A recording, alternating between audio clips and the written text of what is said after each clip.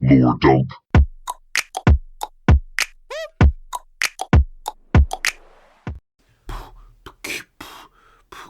I'm Spider-Man. Hello and welcome to Lore Dump, the show where we take someone who hasn't played a game or game franchise and walk them through the full story.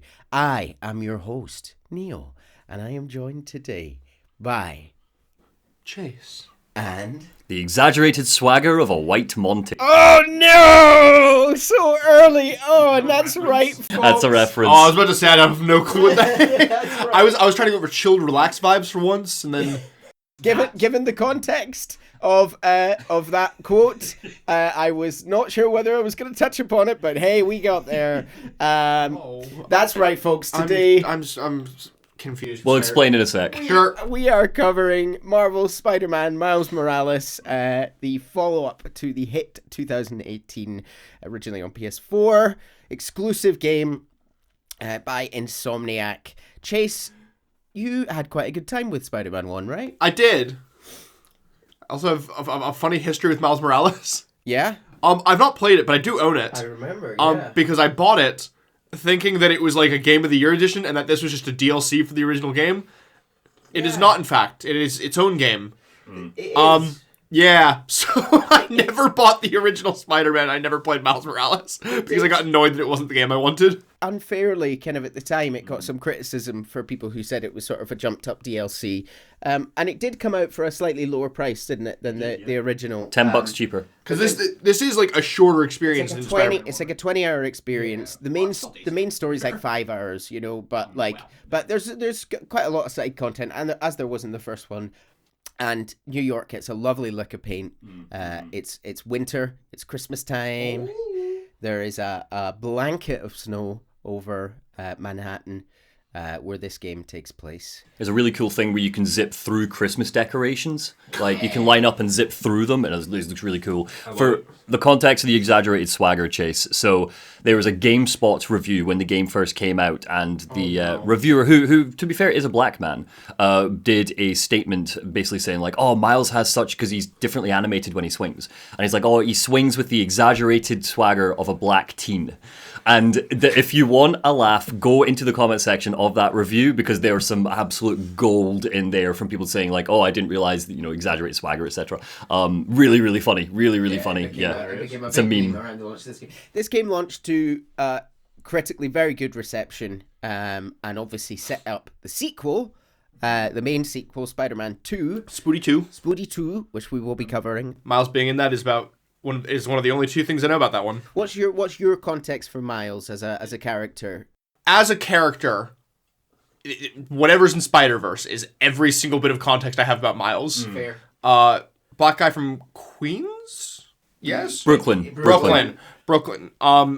Who is real smart, goes to a science school, ends up getting bitten by a spider too. Yeah, I mean, he's Maybe from a different dimension. Not sure whether that's consistent across. Yeah, you're right about the dimension. He's such a kind of young character relatively. Was it 2010, 2011 that he was... Yeah, created by Brian Michael Bendis. In the Ultimate Universe, which was the sort of the main secondary kind of universe at the time, which then was killed in 2015 and then rebooted last year before. A couple years ago, yeah, fair few years ago. And yeah, Miles is quite a different character to Peter in some ways in the comics. In the movie and in the game, they're a little bit more similar, as in kind of another sciencey genius. Yeah. But Miles became Spider-Man after Peter Parker of the Ultimate Universe died. Oh. And it's kind of a more tragic situation, but he's really got to find his feet as Spider-Man without there already being one there. It's a beautiful comic. At least from all the content I know of them both, I like Miles more as a Spider-Man than Peter. I think that's fair. I think Peter can be a bit boring, whereas Miles is energetic, youthful. Peter is my boy, and he's still my number one, but I completely understand, especially nowadays with Spider-Verse, why people might go, nah, Miles is my favorite. I understand that. I think it's a fair take. And I think this game... I mean, the real one, Spider-Gwen, is the best one. But if we're just talking Spider-Men, it's Miles. I think we'll... through this game, you'll maybe through just context and some subtext. There's some subtextual reasons why I think I might warm to Miles of this universe more than Peter. Yes. But should we get into it? Because he didn't have to be recast. Yeah. Remo-capped. Do you remember the kind of end of the last game and how we finished things in New York and with Peter and... I'm trying to remember. Did Doc Ock die or did Doc Ock just... So, no, we did. Doc Ock didn't die, but he was defeated at the end after unleashing Devil's Breath on the city. That's right. So it was this huge sort of cataclysmic event. Pete managed to save the day with help from a then unpowered Miles and kind of people helping on the street. And Pete was maybe talking about going with Mary Jane to... where are they going? Are they going to Symkaria. Symkaria. Where Silver Sable's from. To where? Symkaria. It's a country where Silver Sable is from, where there's a civil war happening. I forgot about Silver Sable. Yeah. Oh, I remember. She's her. not In fact, in this game, but, the end of the DLC, they pretty much have a conversation along the lines of, let's start going next week. yeah. And then, The timeline is a bit of a mess. cut to 1 year later. This is Miles Morales. Here we go. Hell yeah. Miles over a voiceover. Up until about a year ago, my life was pretty normal. I lived in the greatest place ever. Brooklyn, represent. Had two cool parents. And loved all the things. I hate the way that line was. It's maybe my reading. I will not be doing a Miles accent for reasons. Everything changed though when my dad was killed in the City Hall bombing. Do you remember that? I do. I wasn't imagining that to happen pre-game. I kind of thought it was going to happen in-game, but... No. Spider-Man 1. Spider-Man 1. Oh, shit! Yeah. So it did! I forgot Miles was in Spider-Man 1. There are only 2 deaths in Spider-Man 1. None of the villains die. It's Jefferson Davis and Aunt May. I do remember that. Officer Jefferson helps Spider-Man on the case. Yeah. And he is awarded a medal. Oscorp presents it as part of his sort of campaign for re-election. I do. And Martin Lee bombs the stage and kills him. So yeah, it's Miles and his mum are left in this game. Rio. Yeah. Love Rio. Miles says, I couldn't believe he was gone, but Peter and his Aunt May, they were there for me. And so was Spider-Man, who I later found out was Pete. Crazy, right? And when the Devil's Breath crisis started, things got intense. Seemed like all of Spidey's villains were on the loose. I managed to do my part to help him out, and after all that, believe it or not, a spider bit me, and I started to change. Arnar. Oh, wait, didn't he get bit at the end of Spider-Man 1? Yeah. That's right. I completely forgot about the whole plot line of him working at, like, the shelter. So it's all coming back. Spider It's coming comes back. from Oscorp, because they are trying to recreate Spider-Man's powers. MJ, it lands on MJ's shoulder, and she carries it into Feast, where it eventually bites. Which is just like his comic book origin, for what it's worth. It's an Oscorp spider. Osborn is trying to recreate the Spider-Man, and it gets loose and bites Miles. And then makes him just a better Spider-Man. Well, with electricity and invisibility. You don't know those things. I've never seen Spider-Verse. I didn't want to worry my mum, so I went to Pete. And now, we're officially Spider Bros. He's been training me up, and I'm actually getting pretty good at this whole web swinging thing. I'm still learning to juggle this responsibility with everything else in my life. School, friends, a new home. I moved to Harlem a few weeks back. Aww. But I'll tell you, I can't wait to see what the future holds. Hold on to your web shooters. Do, do, do, do, do. Miles has a stellar theme, by the way. The music in Spider-Man 1 is awesome, but I much prefer Miles is great. It's got this beat of hip hop underneath the standard Spider-Man All theme. the soundtrack has been kind of reworked, and really cool. Yeah, it's great. I dig it. Stepping off a busy subway carriage, Miles Morales checks his phone. There are messages from his mum. Rio Morales says she's stuck at Campaign HQ. Can you pick up groceries for dinner? I'll text you a list. Miles steps up the steps of the station and emerges into the vibrant streets of Harlem. He's a helpful lad, our Miles, and stops to help a delivery man lift a couch into the back of a truck. We see a campaign stand supporting Rio Morales for city council. So in the wake of losing her husband, Rio is sort of stepping up to represent the people of. My reading of it is kind of like that's how she channels her grief. It's through a project. Yeah.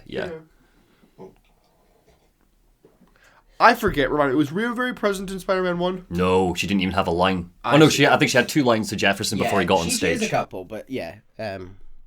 As we walk along, we watch a man and a teenage girl put the finishing touches to a mural of Spider-Man.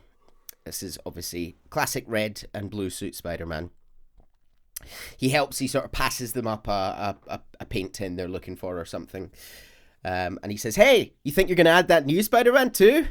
The kid?" The painter says, "Yeah, maybe. The original's just my guy, you know?" Yeah, I know. He asks if they know where Teo's bodega is. He says it's right down the street. "Beautiful work, by the way," Miles says. "Maybe leave a little room, you know, for the new guy, just in case." No, boo! Hate that guy. As he heads off to the bodega to pick up groceries for his mum, we get a text from Peter Parker. He says the convoy's leaving early. We look at the bodega where we were meant to pick up Mama Morales' supplies, and instead choose to head off to meet our co-spider. Here we are in our kind of starting outfit for this game. As you can see, it's basically just a bit of a repurposed Peter costume, but he has to wear a warm jacket and a hoodie on top of it because it's cold at the moment. We meet, as we swing towards to meet Pete, we can swing past this advert for Newform, clean power for everyone, brought to you by Roxxon Power. As we approach the Calexo building to meet Peter, Miles is nervous. "Okay, be cool. Helping Spider-Man protect a giant prison convoy. You can handle this. Breathe in, breathe out." We arrive on the rooftop in our makeshift spider suit and find Pete upside down drinking some coffee. And then they smooch. No. He's a very Miles young is boy. 17 max. Right. He's like 30. I take it back. He's upside down drinking some coffee. Miles asks him, "How is he doing that?" "Very, very carefully," says Pete. So this convoy is kind of implied to be the first big job that Pete's taken him out on. He spent the last year trading him up, maybe with some minor crimes and stuff around the city. This is a big job. They are transporting a load of the prisoners who were involved in the Devil's Breath incident last year. Since when does Spider-Man, take jobs? It's Since when is he, hired out?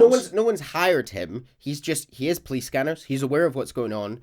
Oh, so he's decided independently. Okay, cool. To be fair, that's a lot of how Pete does things, right? He Oh, I mean, fair. I just, the way that it was made it seem like it was going to be the police hired him to protect him. He taps into those privatized Oscorp radio towers that he set up in the first game to spy on people. I don't know how much we covered that, but yeah. Hundreds of felons escaped from the raft last year. Now it's time to move them back in. Police aren't taking any chances, especially not with our guest of honor. We follow the convoy. It's a huge operation. Armored trucks moving through the streets and in the air, suspended under a sort of helicopter plane thing, one of those Avengers crafts. An armored storage container suspended in the air. While he wheezes in the background. Look at that exaggerated swagger. That was Pete. Oh, sorry. I mean, exaggerated white Hey, swagger? white guys can have exaggerated swagger. It's pretty flat for a white guy. As they swing along behind the container, our boys notice that one of the kind of cables holding it to the craft is weakening. Pete tells Miles that he'll fix this, but Miles is all like, "No, I got this. This is fine." And as he sort of swings onto the side of the container to web it up, it just collapses. The cable snaps entirely.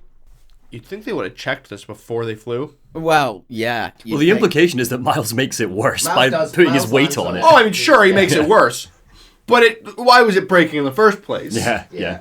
Our boys try desperately to contain the situation as the craft sort of starts to veer through the air because now this thing is sort of swinging unhinged on one side and they're trying to web it up. Rip whoever's inside. Well, Miles's web ends up caught in the rotors of the kind of craft. Miles, are you going to kill somebody? And it smashes into the street below. It crashes. Miles! And it crashes into the middle of the convoy. The container and some of the trucks are compromised. Pete tries to reassure Miles, and we do hear over kind of police radio or whatever, there are no casualties from the crash, just in case we were worried. The Spider-Man are the villains!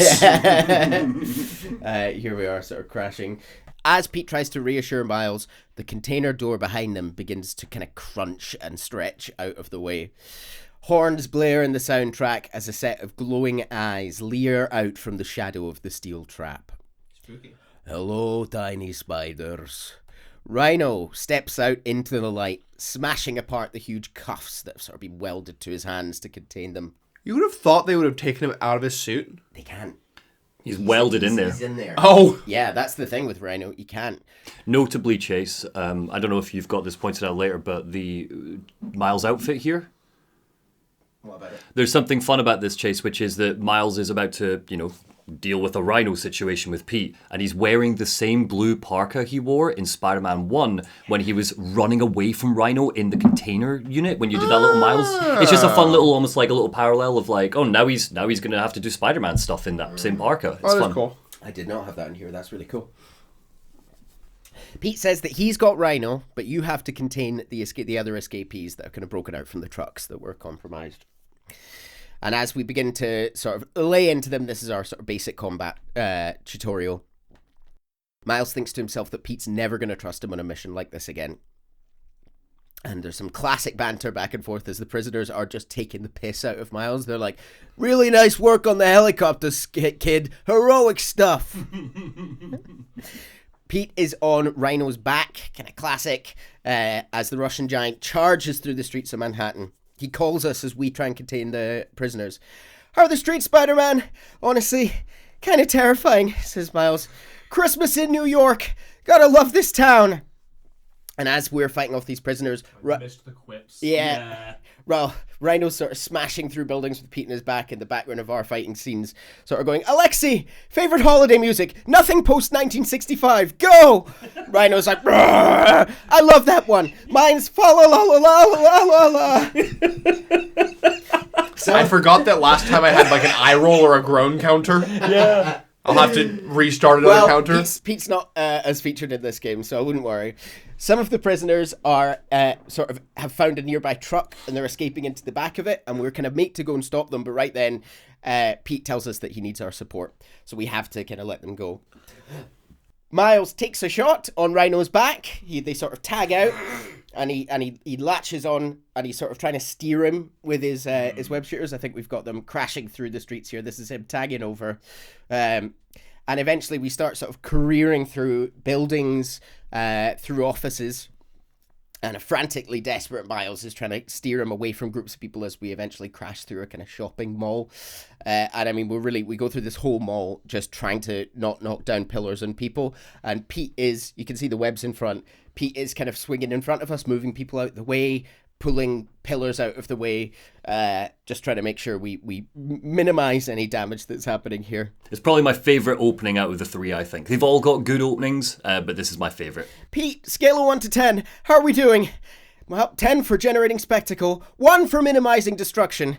Tomorrow's Bugle headlines are going to be a doozy. Okay, so as we're smashing through this mall, we have to move a pram with a baby out of the way that Rhino almost squishes.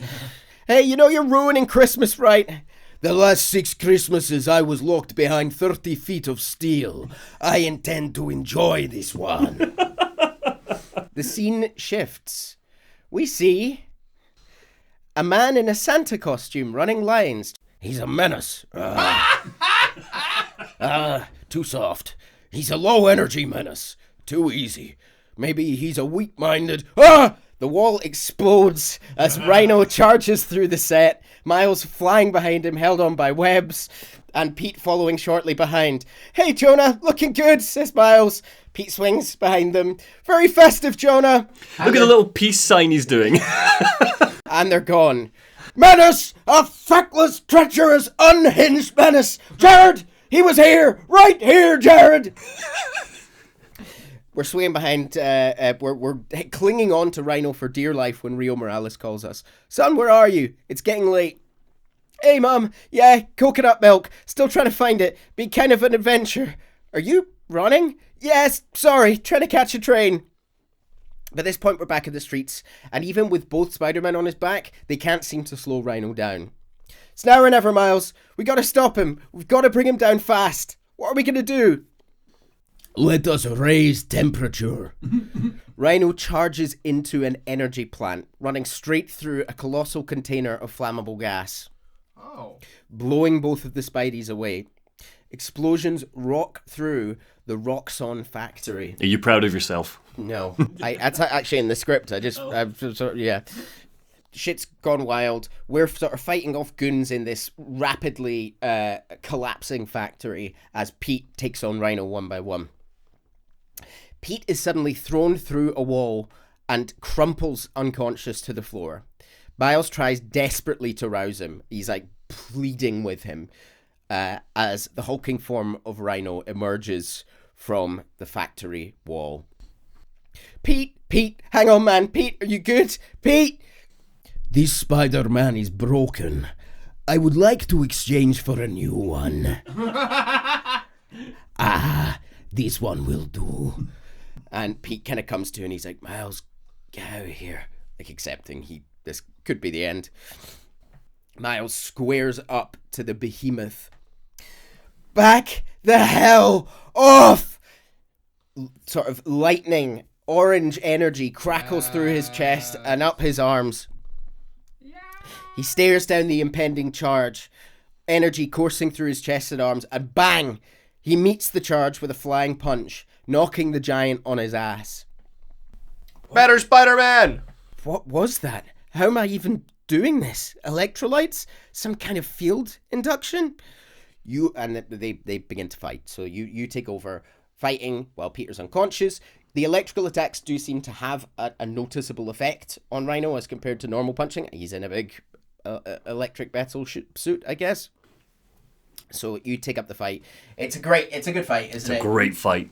Kind of all through the factory. Some standard stuff, him sort of charging at you and you jumping out of the way so he bumps his noggin. Every boss fight in this game is a step up from the last game, I'd argue. With the exception of like Doc Ock. Because they got Miles! Yeah, they've really revamped the boss fights. It's really good. Rhino is a little bit impressed. You survive while your mentor perishes. How unexpected. And you're going to keep using words longer than crush and smash. Very unexpected. You're not going to keep pushing people around, Alexei. I'm not going to let you hurt anyone else. I am excited to see you try, small one. 2 spiders crushed at once, like a poem. If you don't remember from the last game, I'm pretty sure Alexei is canonically a poet, isn't he? He hates chase of goose. That's what it is. He hates chase of goose. He hates a goose chase. Yeah. I hate chase of goose. Wow. Eventually, Miles straight up beats him. He knocks him out. He's on his ass. And that's that. We beat Rhino. Pete is alive, but bruised and battered. And as we make to leave the scene, a convoy of vehicles pulls in.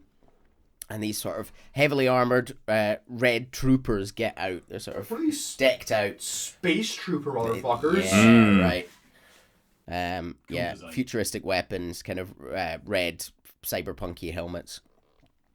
Followed by an SUV, and a blonde man gets out. I've written here, who is clearly an asshole. Voiced by Troy Baker, too. Yeah. Wait, we ain't having Troy Baker slander in this house? No, I mean, he's supposed to be an asshole. This is Simon Krieger.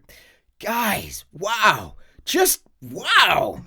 Simon Krieger, head of R&D at Roxxon Energy. Well, you're not helping the want to punch him thing. Pleasure to meet you. Pete says, you too. Sorry. I think our... Chase has just interrupted me to point at Pete's peachy bum. tightly clad ass. Full poke. Before you continue, Neil, Simon Krieger Chase looks an awful lot like which actor? Topher Grace, who plays Eddie Brock Venom in Spider-Man 3, Sam Raimi's Spider-Man 3. He looks the spitting image of him. I never made that connection. Yeah, I don't know why he looks like him, but because he looks nothing like his comic. Because Topher Grace was not the asshole on that set. You too, Pete says. Sorry, I think our ball landed in your yard. No, Simon says. You actually did us a favor. We just bought this place. We're planning to tear it down for a build, but looks like you beat us to it. I just wanted to thank you, both of you. He looks at Miles. Taking down Rhino? Solo? You're going places, bud. I hate how he calls him Bud. It's so I creepy. hate him already. Yeah. Look at the person with the iPad in the background recording the whole interaction. Who records on an iPad? Oh, it's obviously to go to the nightly news, right? Simon Krieger shaking hands with Spider-Man. Surely he has a phone in his pocket. Yeah, probably. Much better camera. Miles says thank you, but Rhino he warns him he's still dangerous. We'll hold him for the police. He gestures to his small squadron of armored men. You know, I always think these super troopers are overkill until something like this happens. Oh, duty calls.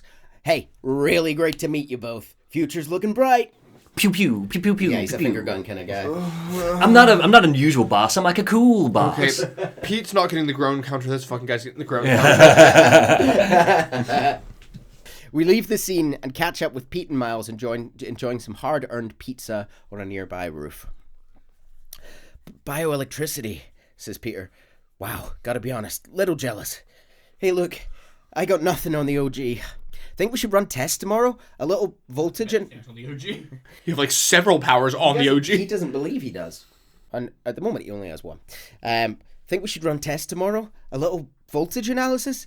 Oh, man, Pete says. Yeah, sorry, I've been meaning to tell you. I'm not going to be around for the next few weeks. This some kind of Pete joke I don't get? No, MJ's headed overseas for the Bugle and requested me as her photographer. Kind of a working vacation for us. I don't know if I'm ready to fly solo. I kind of screwed up big time today with the helicopter. But then you delivered big time. You saved my bacon, Miles. I got lucky. Hey, I did this gig for 8 years without backup. You better believe I screwed up lots of times. But this is how you learn. He hands Miles a box, a little present. It's a Christmas present. First you gotta take the oath. Okay.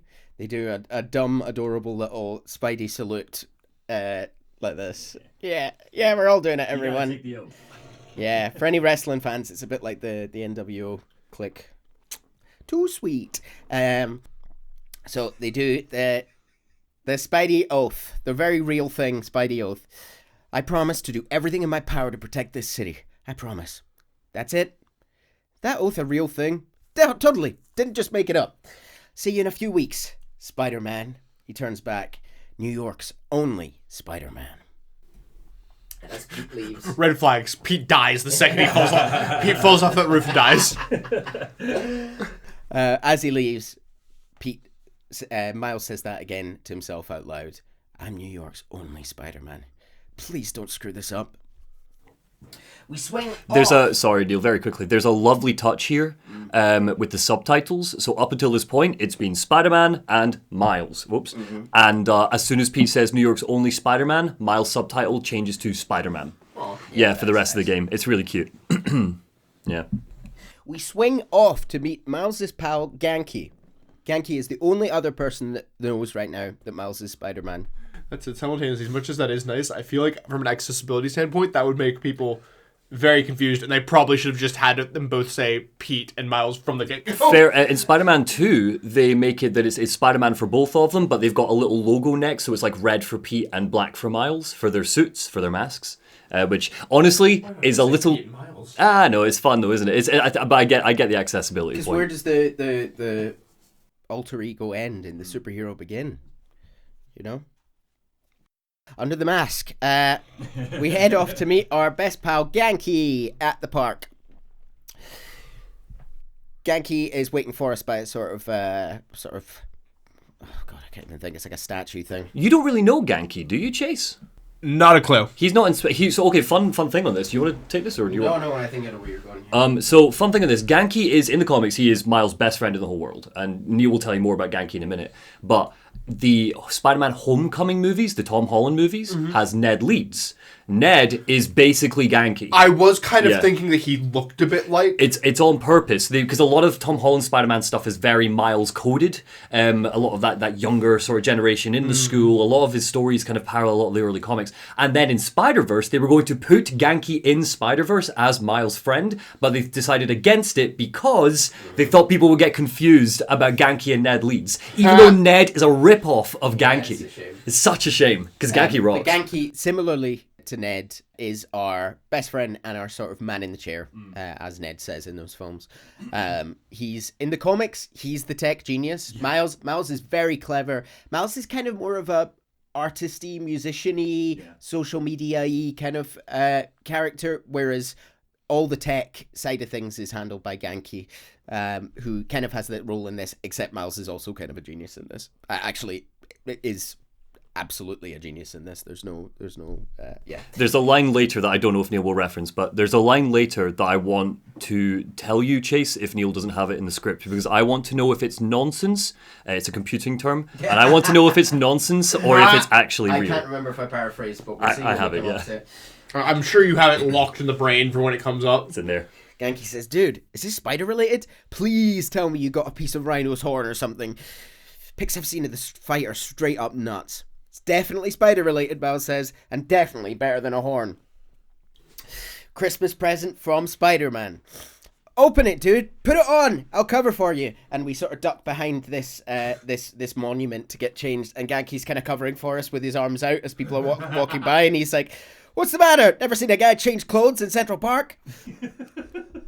And we come out with our first full suit of the game. This is the Great Responsibility suit, which means it's time for the nation's favorite game, Swing or Miss. Just remember that swing is a good thing in this context. What do you think? When is swinging not a good thing? Because you take a swing and what do you think of the costume, Chase? It's bad. Explain. One, it looks like a hand-me-down. Why is it so oversized for him? Yes. Two, the little metal knee arm pads look stupid. Yes. 3, disconnected gloves. 4, color scheme weird, or not scheme, but like the way that it's like separated down like that. Weird. Bunched up around the neck. Weird. Yeah. Actually, I kind of like when Miles has like tennis shoes over the suit. So that part's good. Yeah. But the socks bit, baggy, miss. All it's a miss.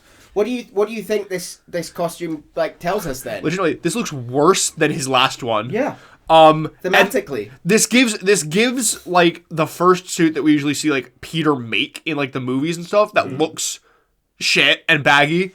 Except this time Pete made it as a gift, and Pete knows how to make good suits. But also, this is so basically Pete's a dick. This is a Peter Parker costume. Yeah. Yeah, but Pete's a dick. It's a sidekick costume. He literally doesn't fit it. He can't fit into Pete's shoes in this way. He's like, and like you said, the knee pads, the arm pads. It's like kid gloves. It's like, yeah.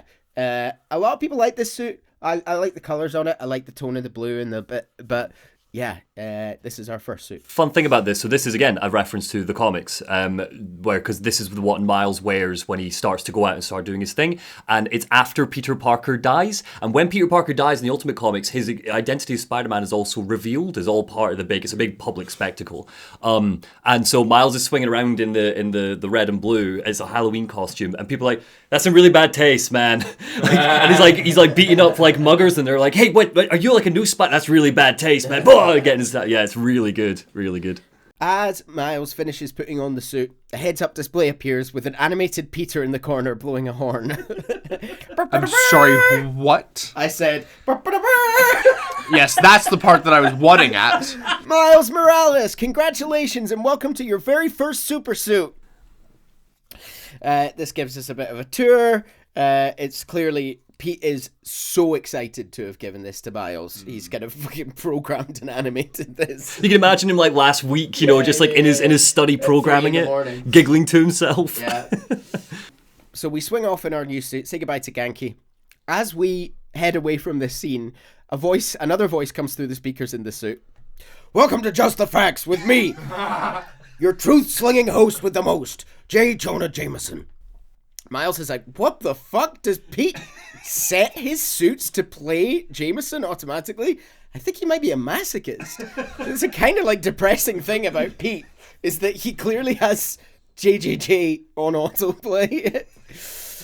Gonna have to be something better on here. And we kind of flips through different podcasts, and we find the Danicast, hosted by Danica Hart, which is our new sort of podcast of the game. We do hear both of them throughout the game, but she is a sort of counter voice to JJJ's conspiracy alt-right nonsense. For example, the opening one is, "Hi, I'm Danica Hart, and this is the Danicast, where I spotlight people making a real difference in the city. Today's topic, stockbrokers, for-profit colleges, maybe the people who make internet videos autoplay? No, obviously we're covering Spider-Man's incredible takedown of Rhino." Miles goes, "Subscribe, new favorite podcast." Which, by the way, if you haven't subscribed yet, folks, you can do that on Spotify. You can follow us. You can... those two have just completely started looking at their phones when I was doing this. This is important. Sorry, yeah, this is the tough bit. Miles has clearly never listened to Low Dump. That's why the Danicast is his favorite podcast. He doesn't have time for this nonsense. So yeah, the Danicast offers a contrary voice. For one thing, she is obviously supportive of a local hero, helping people throughout the city, but also throws a spotlight on the real people of Harlem, their day-to-day struggles, what they face, as opposed to this grand conspiracy bollocks. It's a little bit. Yesterday off camera, we were all talking about cringe. It's a little cringe in that nice way, a wholesome cringe. Yeah, like it's. She's like, remember to drink your water, or remember to take 2 minutes aside for meditative breathing, and it's a little bit like, oh, you're a bit much, but I like it. You've gotten so cynical in your old age. I know. In my old age of 28. It's not good for you. Pete has, of course, left us hologram training sims throughout the city, where he has set up these sort of AR enemies for us to fight, and these are our challenge maps where we can unlock new skills, basically. You're not related. So Pete gave this suit, clearly all pre-programmed with love, even if the suit itself is shit, and Pete should have worked more on the suit than all the features. Assumedly we're getting more suits. Does he just move the programming over? Or does he just ditch the programming the second he gets a new suit? These holograms are set up locally, so there's all this equipment set up on rooftops. And yes, before you ask, we do find people trying to rob it. We do find some goons trying to rob it. But yeah, Pete has set up these different training courses. They're kind of fun. They're great, yeah. The beautiful thing is that you unlock if you do all of Pete's, because you can do these now, all of them. And if you do all of them now, you effectively get Miles to the point that Pete was at the end of Spider-Man 1. You unlock like little extra things that Pete can do, like swinging brute enemies and things like that. And it's really good. Including, of course, while we're beating up some goons, the hologram tells us, "Welcome to advanced quip training. Remember, specificity is the heart of every great quip. For example, instead of saying, 'Hey, ugly,' try, 'Whoa, nice mask. Wait, that's your face? Ugh!'" Do you know when they worked on Spider-Man 1 and they were looking at the quips of their first draft of the game had to undergo an entirely new pass because people played it and they thought Pete was absolutely insufferable. So they had to bring in like quip specialists to change it. It's why a character like Pete, or on a more extreme level Deadpool, can be really hard to bring off the page because it doesn't grate on you as much when you're reading on the page, but it could be grating. It's a really fine line to walk, and they've managed it very well in a lot of the movies. Yeah, and the games, I think the games are consistently good. Did not quip enough. No. I love those. That's a nice dress, or whatever. You homosexual man. Did your husband make that for you? Yeah, in the first one, he basically uses a homophobic joke. Macho Man Randy Savage as Bonesaw whatever, and he goes, "Nice costume. Did your boyfriend make it for you?" Bonesaw is ready. I would love for Macho Man to turn back and go, "Yeah." What's wrong with that? Yeah. Oh yeah. Ganke calls us to say that we should check out Roxxon Plaza on your way home. He just walked by and he's pretty sure someone's breaking in. As we head over, he says he wants to hear more about these new spider powers. Miles has begun thinking that it's some kind of bioelectric discharge or supercharged static electricity. "Oh, we gotta name it," says Ganke. "How about venom power? 'Cause, it stings." Okay, that's not bad, Miles thinks. I've gotta go to the plaza, right? Bye. Remember, venom power, it's gold! Yes, that's right. The most confusingly named power in... You knew it already. You mentioned it earlier. In history. It's done. I was about to say, because Spider-Man universe has a Venom. Yeah. And had for about 40 years when they named this power. So, yeah, it's deeply confusing. And the thing is, like, Venom's in Spider-Man 2, and I won't say more, because obviously I've got the statue there, but you've got all you'd think that inches. Yeah, you'd think that there would be a line when Miles meets Venom where he's like, "Weird choice of name, by the way." Yeah, it's a good point. Yeah, this kind of is the right way round. Yeah. Because a spider has venom, whereas a gooey symbiote, less so. I mean, sure, a spider has venom. Electricity is not how that venom works in any capacity. You know, But it stings. He should have called it Shooty Zap Zap. What's Bear that in mind for later. What's Miles? What does his venom powers do right now in the comics? Do you remember? I know. He has, I shit you not, he has a venom saber, where he, I'm sorry, as in he uses the bioelectricity to make a big venom sword, big electricity sword, and he has been doing sword fights with it and stuff. It's crazy. It's really dumb, but it's also kind of cool. Yeah. So we arrive at Roxxon Plaza. It's an impressive building, so it's a sort of skyscraper office with this big plaza in front, red light illuminating the side of the building against the dark night sky. The center of the plaza, there's a very large structure, what looks like a huge sort of generator device. It's colossal. Spider-Man is surprised. You can see how small he is next to it. Spider-Man is surprised by a huge billboard screen behind him lighting up. Hi there, I'm Simon Krieger, and what you're standing next to is a new form reactor. That's NUFORM, a new form reactor. Once activated, this reactor will supply enough power to power all of Harlem. Just looks like a fission reactor. Now, I'm sure you're thinking, Simon, how is that possible? And the answer is new form. Just one canister of this revolutionary fuel is enough to supply Harlem with clean, safe energy for the next 500 years. I want to break his teeth.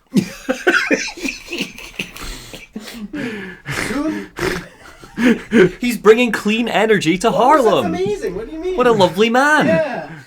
Soon, we'll be opening new form reactors throughout Manhattan, and then worldwide. Get ready for a planet powered by new form. Roxxon, we're here for you. And then they're all going to explode and bye-bye planet. Miles notices a building. Sure enough, there's a sort of window broken in the building. And he heads through the window and surveys the scene, searching around. It looks like they broke some stuff, but he can't see anyone around. And he finds a computer and tries to look up what these people might be searching for. They did a search for new form, as it turns out.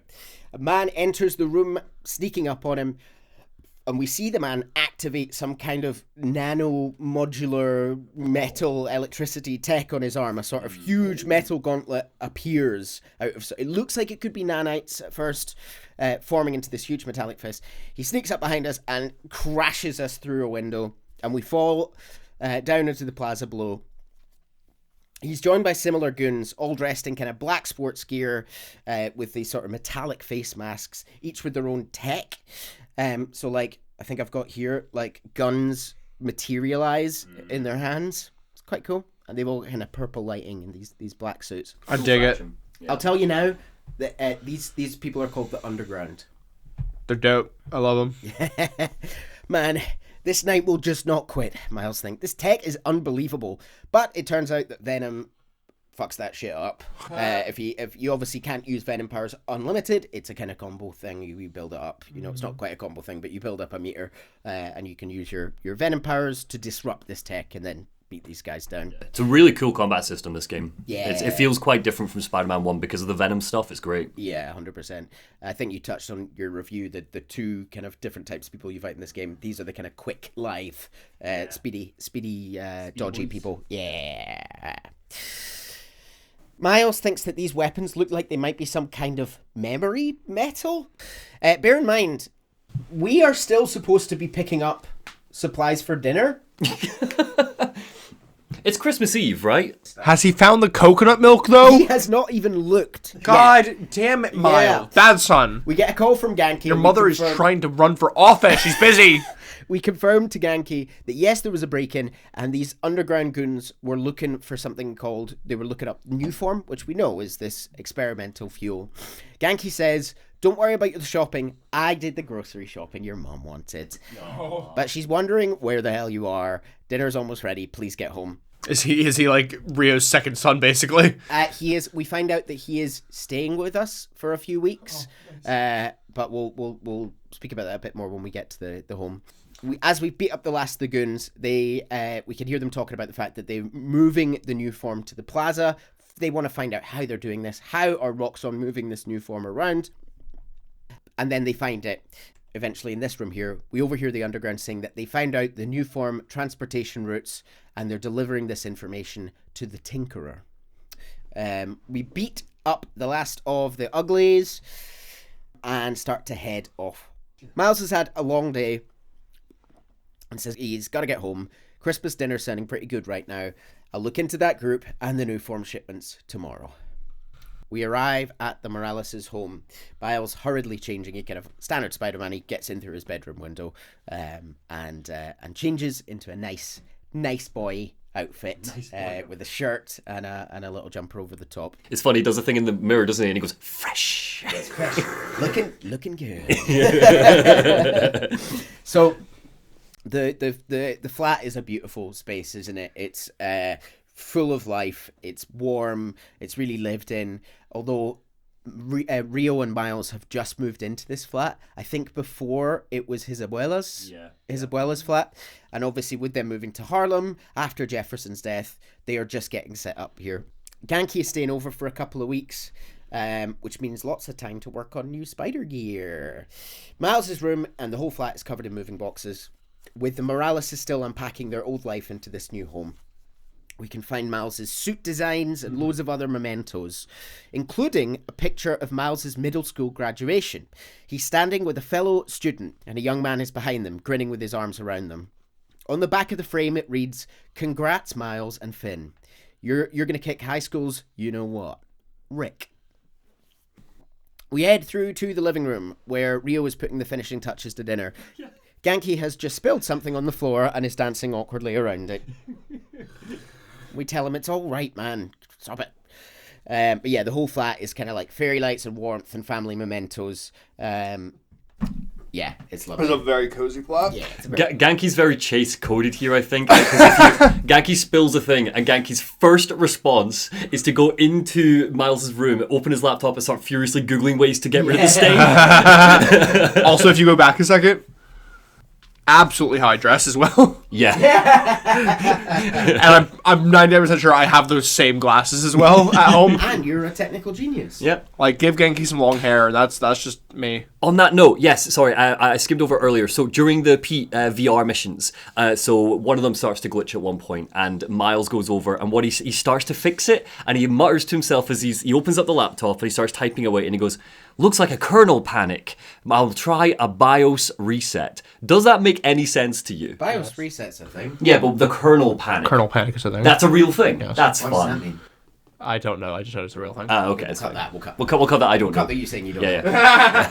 I know everything. Chase, these edits, I don't know how much you realise, are designed to make us look even better. A kernel panic is a computer error from which the system's operating system cannot recover quickly or easily. Holy Wow. shit, you just off the top of the head. You knew that? I'm a comp sci degree. I don't get paid enough. Do you know that? I have a master's in computer science. I need to put it to use. Oh, damn. I like when you're recalling things, you say it so monotonous. And like a dictionary. Would a BIOS reset fix a kernel panic? Depends. Say depends. That sounds good. It does depend. Yeah, I thought so. On the severity of the kernel panic, of course. Then we have to leave all of this in. How many kernels, Have they all popped? Let us know in the comments. I like popcorn. This whole thing has just made me hungry for popcorn. Rio notices Miles, and a lot of what's nice is that obviously the family are bilingual. Rio is from Puerto Rico. She pulls him in close. She goes, "You were the one meant to have done the fucking shopping. Why did Genki do the shopping? Where the fuck have you been, mijo?" So a lot of her dialogue, she kind of goes between Spanish and English. I'm not going to try the Spanish because I don't speak Spanish, and I will not do it a service. But she says to him in Spanish, "Oh, my son, so handsome." And he's like, "Thanks, Mom." She says she invited a guest over tonight. Can you get the apartment ready? Maybe put some music on, set the mood. And her phone rings. And she looks at it, and it's someone called Nadja. Miles says, "Really? Your campaign manager on Christmas Eve? Tomorrow's rally isn't going to plan itself, though." And she tells you to go and get the apartment ready like a good boy. As we move through the apartment, we're surrounded by items that remind him of his dad, Jefferson Davis. His dad's old Christmas tree has survived the move. It's a kind of, like fake Christmas tree, and we'd like turn on the lights. No. I get in fights with my girlfriend all the time about this. We are real trees only in this household. Oh, dear. In a little Harlem apartment? Yep. No. Fuck fake trees. No. How are you going to get it up the stairs? No. You walk it. It's like they live quite high up in a tiny little... You walk it. How do you get any furniture up into a New York apartment? Yeah, screw my dead dad's tree that makes us think of him. Chuck it. Mom, can I chuck this? Real trees only, Mom. Real trees only. I want to smell the pine. I have not had a real tree in my adult life because I live in a block of flats quite high up. I haven't had a real tree ever. We've always been artificial. I've exclusively had real trees my entire life. Oh. Maybe when I'm old and have a house that I can fit one in, but No, I really like having an artificial tree that I could just put upstairs in the loft, take down at Christmas. Don't have to worry about anything else. Anyway, it's his dead dad's tree! And he smiles as he puts it on, the little lights illuminating his face. We have a record player, and he goes through to pick an LP from his dad's collection, and we actually get to pick. There's like a few to choose between. There's like an old jazz record, an old soul record, and he has comments to make.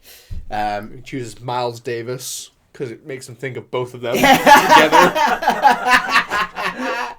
Yeah, very good. A framed photo of Jefferson sits on the mantle, kind of overseeing the scene. Among the boxes, we find some of Jefferson's old case files. I never thought about this. Why is his last name Davis, not Morales? Well, okay, so this is actually a thing that is answered explicitly in the comics and isn't really answered in the game. Unless it's in a note somewhere. That in the comics, so Jefferson Davis is a completely different man in the comics. Yeah, he's a complicated guy.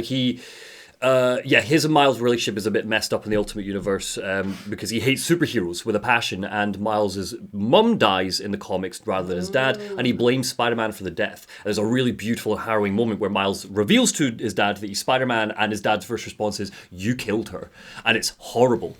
But also the main thing, for the reason for the name change is because he's Jefferson Davis, and you got Rio Morales. The reason why they picked Morales as Miles' surname is so that he is removed from his father, even though they're a family unit and the three of them all live together. It's because of his dad's criminal past. His dad's an ex-con that used to work for S.H.I.E.L.D. and there was a whole thing there. But basically it's like, I don't want you tarnished with my... Since when is S.H.I.E.L.D. criminals? I thought S.H.I.E.L.D... it's like he's an undercover criminal working for Nick Fury, but he does some really sketchy stuff for Nick, and it's a whole thing. He's a more straightforward... There are some shades of grey to Jefferson, even though he's passed away a little bit more in this game.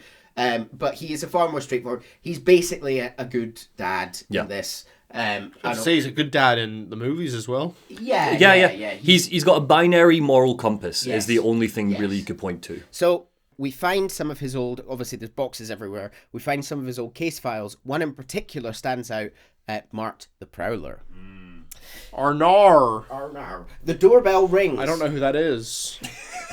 The doorbell rings. Rio commenting that the doorbell shouldn't be working. It's been broken. We open the door to see... He's like, I fixed it. To see the girl from the photo in his room, his old friend Finn. Gasp. Hey, fix your doorbell, she says. Yeah. Everybody's techie in this household. She is actually the biggest genius of the three. Everybody's techie except for Rio. Well, they are all a little, they are little nerdy friend groups, aren't they? So is it like the movies where they all go to the same tech college? Well, Miles and Ganke became friends when Miles moved to Brooklyn Vision's Academy. But he went to middle school with Finn. They haven't seen each other in quite a long time. I like her scarf. Yeah. She says it's been months since they've spoken. A lot's changed, but it's really good to see him. Is that our guest of honor? Says Rio. Come in, you two. Dinner's almost ready.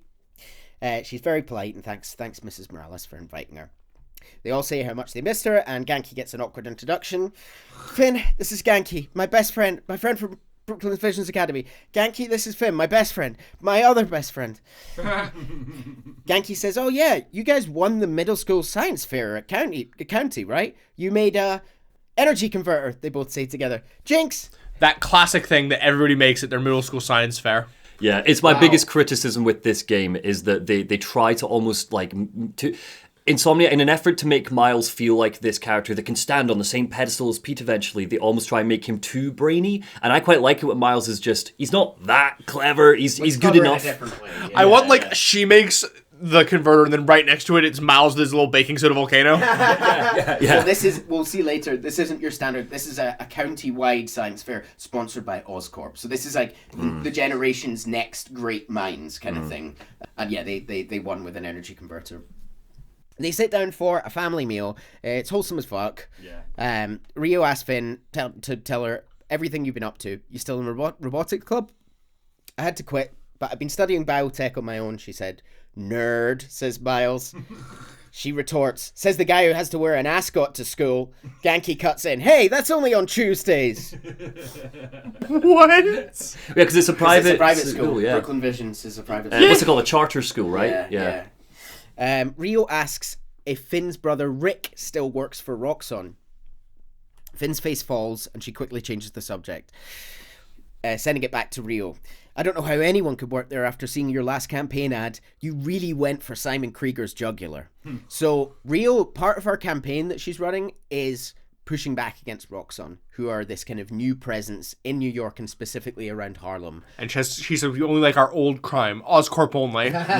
New crime, even though we've not seen you commit crime yet? Nar. Yeah. City's only big enough for one corporation.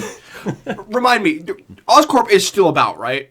Yeah. So, we last saw Norman Osborn going into his secret room to look at a gooey boy in a tank. Yes.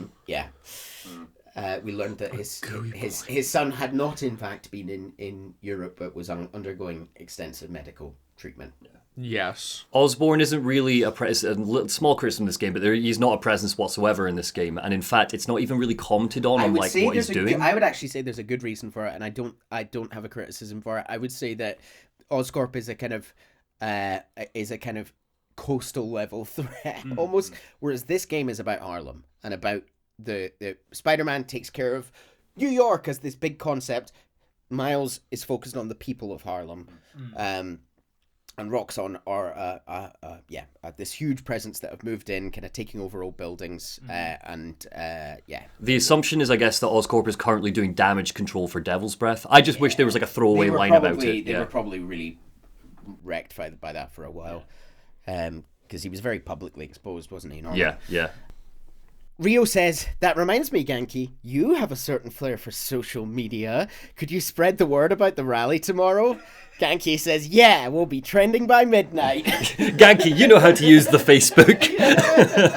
So he goes, I will make a tweet. I had to teach my mom over Christmas the difference between Instagram stories, reels, and posts. Oh, God. To be fair, I get confused. I wouldn't want my mom on Instagram. Well, it's because she does marketing for her exercise group. I would. Sorry, that's a terrible joke. I'm so sorry. That was a your mom joke. Mean? I was like, understand. Explain it. No. Walk us through this. I take it all back. Neil, you'll edit this. Please cut that. Please don't. Nope. I'm gonna send it to your mother.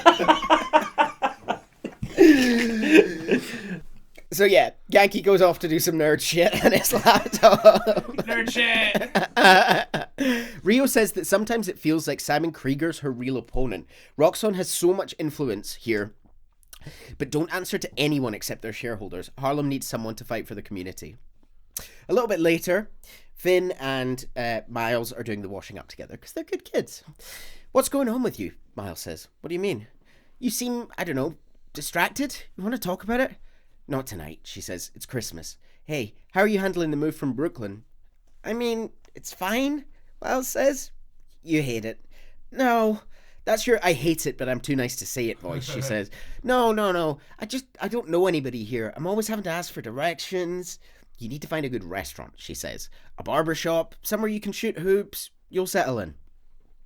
Can we hang out tomorrow? Just the two of us, he says. You're not too busy, she says. It's winter break. I can put off homework for at least one more week. They agree. Me writing lore dump. They agree to go on a little friend date tomorrow.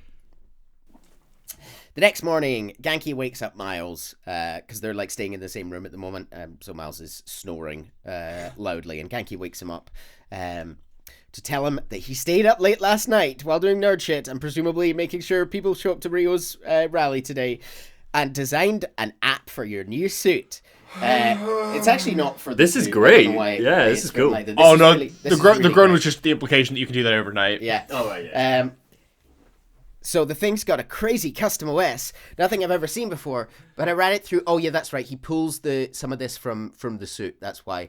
But he reverse engineered the plugin architecture. And welcome to Friendly Neighborhood 1.0. It lets New Yorkers directly request your help and report crimes in progress. This is a really key difference. So Peter Parker swings around the city in the game, gameplay-wise, and picks up police reports and kind of heads that way to help people. He can stumble across stuff organically. This is a way for, I think you said it in your review, the people of Harlem don't have to go through the police. They can directly contact Spider-Man. And again, as you point out, it is mostly people of color that you find. There are white people, but it's Yeah. predominantly people of color that use this. It's interesting. It's fun. So you get some, like, the crimes are just the little gain XP, beat some people up, stop a crashing car, whatever. The activities are slightly more built out as kind of storylines.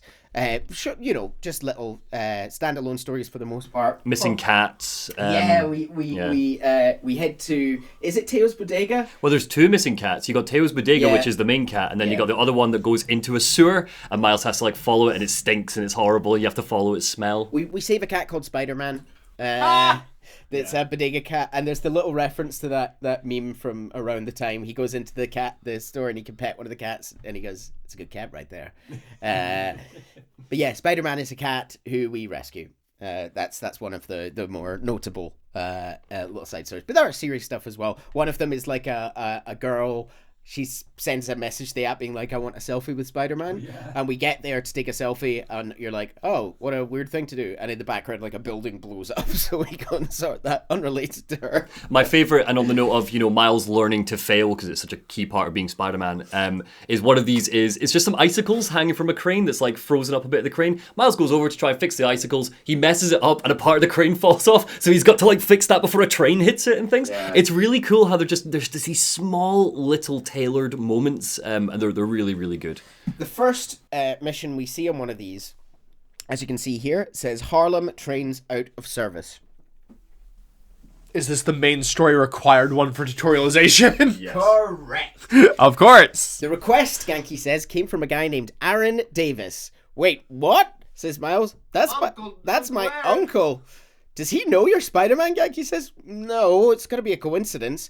I'll head to the subway stop. I'm more really curious in how fast Genki, who apparently can make things go viral by midnight, got this app out to the people of Harlem and made it known enough that somebody the next morning is already reporting. It does appear to happen quite organically through the game. This is the first request you get, and every time you help someone, they're kind of like, "Oh, I'll tell all my friends about the app," and you kind of get more as the story goes on. So. And of course, the first request is by Miles's super not sus uncle. Well, let's find out. Miles arrives. I actually don't know whether that suspect is like across all Miles comics.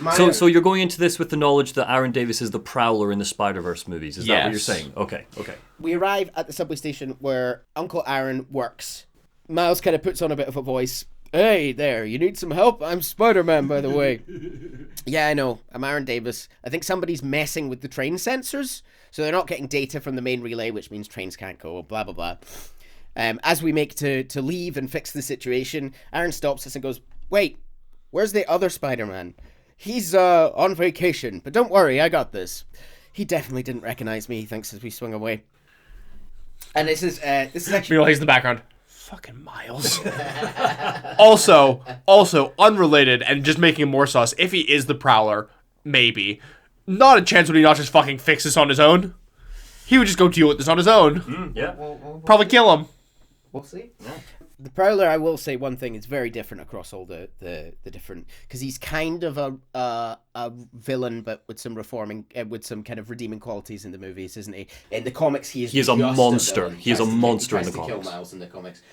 So who knows where we're gonna land? If Quick, at all. quick thing on that, just to fill you in, Chase. Not to be Mr. Comics guy, but I just think these things are so interesting, especially with the Prowler. In the comics, he is a monster. He sucks. He blackmails Miles into working for him, and he's like, "I'll tell your dad you're Spider-Man if you don't work for me." Miles then eventually goes against him. They get into a big fight, and Prowler's tech malfunctions, killing Prowler. And as Aaron Davis lies there dying, Miles is like, Uncle Aaron," and he looks at him with a really dark smile and goes, "How about that? You're just like me." And Miles takes that and it rips him apart because he's like, "Do I have like this darkness in me as well? Would I be a criminal?" And he's a That is not this version. No, he's Aaron Davis.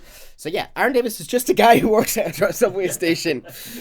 So as we swing around, there's a kind of multi-part to this. We go to relay stations, we go to train stations.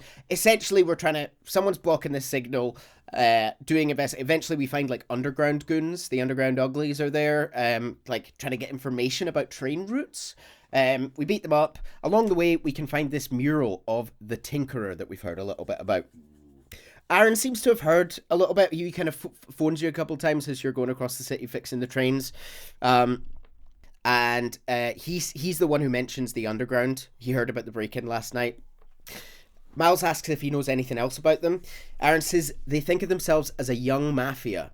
They've been around a while, but now they've got this new boss, the Tinkerer. Miles says, "Do you often call Spider-Man for help? Didn't really have to wait to get in touch until this app thing, but I saw you on the news last night taking down Rhino. Figured you were the right person to call." "And how long have you been working at the subway, my good man?" is the kind of energy he gives back. "Nah, I took the job last year after my brother. Well, anyway, I was just trying to make some changes. Decided this job was a good place to start. The train going down on my watch doesn't exactly paint me in a good light. He thinks he's basically going to lose his job if we don't fix this." Oh no. "We can fix him, and you can tell your boss you showed initiative by using the friendly neighborhood Spider-Man app." I hate it. I hate it. As we're on our way back, we fix the trains, we're heading back. Pete calls us. "Hey Miles, just landed in Europe. How's day one of solo Spider-Manning?" "Pretty good. I stumbled on a conspiracy in my neighborhood." "Classic," says Peter. "You have a plan? Sort of making it up as I go. The mark of a true Spider-Man. If you need me, I'm a phone call away. And a cross-Atlantic flight, but it's fine." We do it. We head back. The underground's gone from the train stations, and the trains are back on track. He gives us a 1-year unlimited pass of the subway. Oh. Convenient. Not that Spider-Man would ever need that.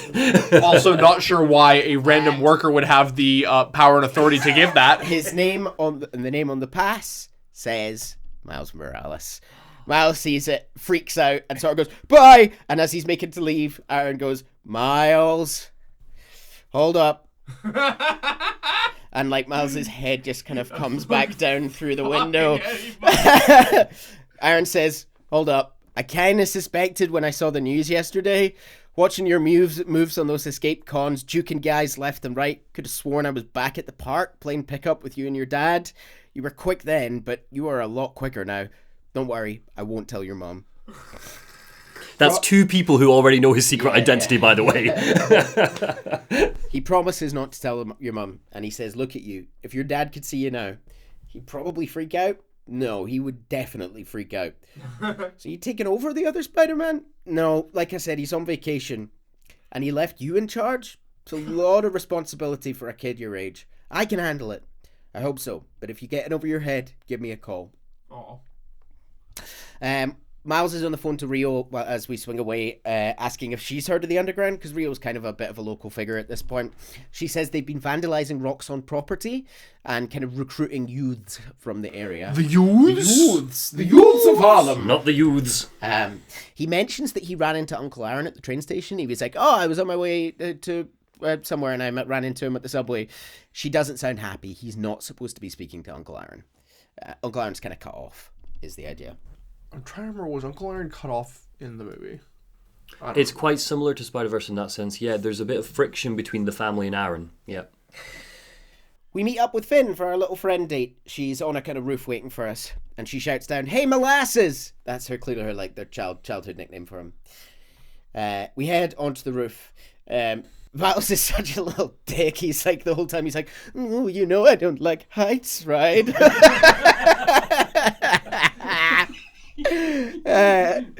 Could you imagine if there was a Spider-Man with a fear of heights? Yeah.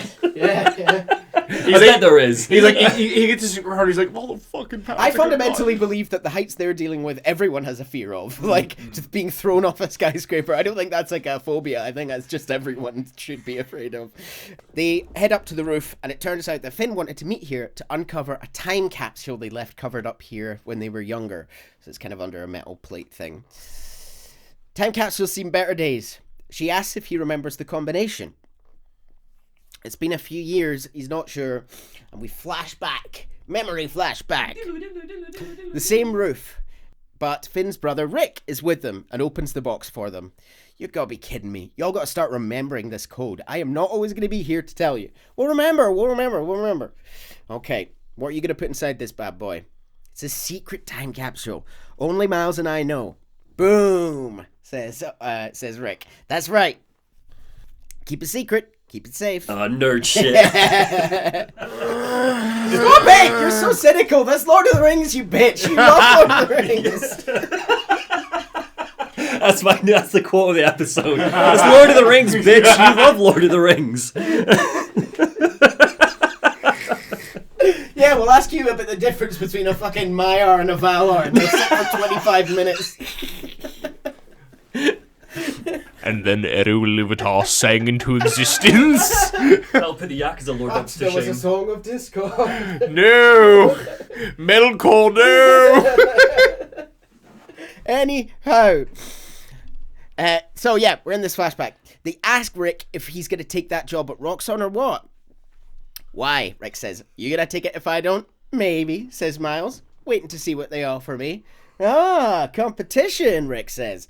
Well, they're talking a good game. They want me to lead their clean energy group. You know me. And they all say together, Clean Power will save the world. Rick kind of goes, I love my nerdy little fan club. His phone rings. Oh, speak of the devil. Roxxon. Be back in a sec. We flash back to present day. Miles has remembered the code. It's the Fibonacci sequence. Of course, nerd shit. Inside the box is a transparent cube, which is the Spacebound Award for Finn Mason and Miles Morales. Nice award! I mean, our energy converter was pretty fire. You think it's still on display at the Science Center? I hope so. There's a picture of the three of them in the box, with Rick looking very proud with his arms around his nerdy little fan club. This is when we find out this entire Roxxon thing is based on their energy converter. No, it's yeah. The energy converter is obviously just like it's a converter. The problem here is new form. It's What this does it mystery convert fuel. to? It's this mystery fuel. I mean, I guess the converter. I don't know what it converts. It to. never really gets explained to my knowledge. It converts electricity into electricity. We never really new form is clearly adjacent to something electrical. We never really. It's just this. Maybe unstable, dangerous fuel, but the energy converter is really just to show. It's meant to be like that, the nuclear concept, isn't it? So, yeah. There's a picture of Because they couldn't just say nuclear Yeah, for some it could just be reason. fission, yeah. We look at the picture of the three of us, and Miles says, "Wow, look at us, Goober Central."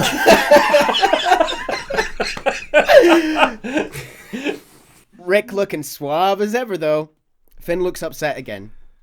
Finn, is there something going on with him? You guys fight or something? Finn, it's fine, she says.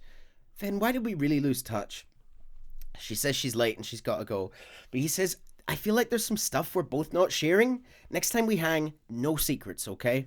Maybe, if you're on time. See you soon, short stuff. Miles says, you know I'm taller than you now, right? Finn points to her head and goes, not in here. And she leaves. Miles thinks to himself that middle school graduation was bittersweet. Finn went to Midtown High, but I got into Brooklyn Visions. We said we'd stay in touch, but man, high school's like a whole new world. But it was really good to see her. We should find time. He replaced her with Genki. Oh, yeah. The dick. Well, I think it's also like, if Finn's this genius and Miles got into the charter school, but she didn't, you know, how I don't know. It's never really explored, but like, how does that sit with Finn? Probably a little bit of envy there. Anyway, it's time to head home for Mum's rally. Good time to use this new unlimited subway pass.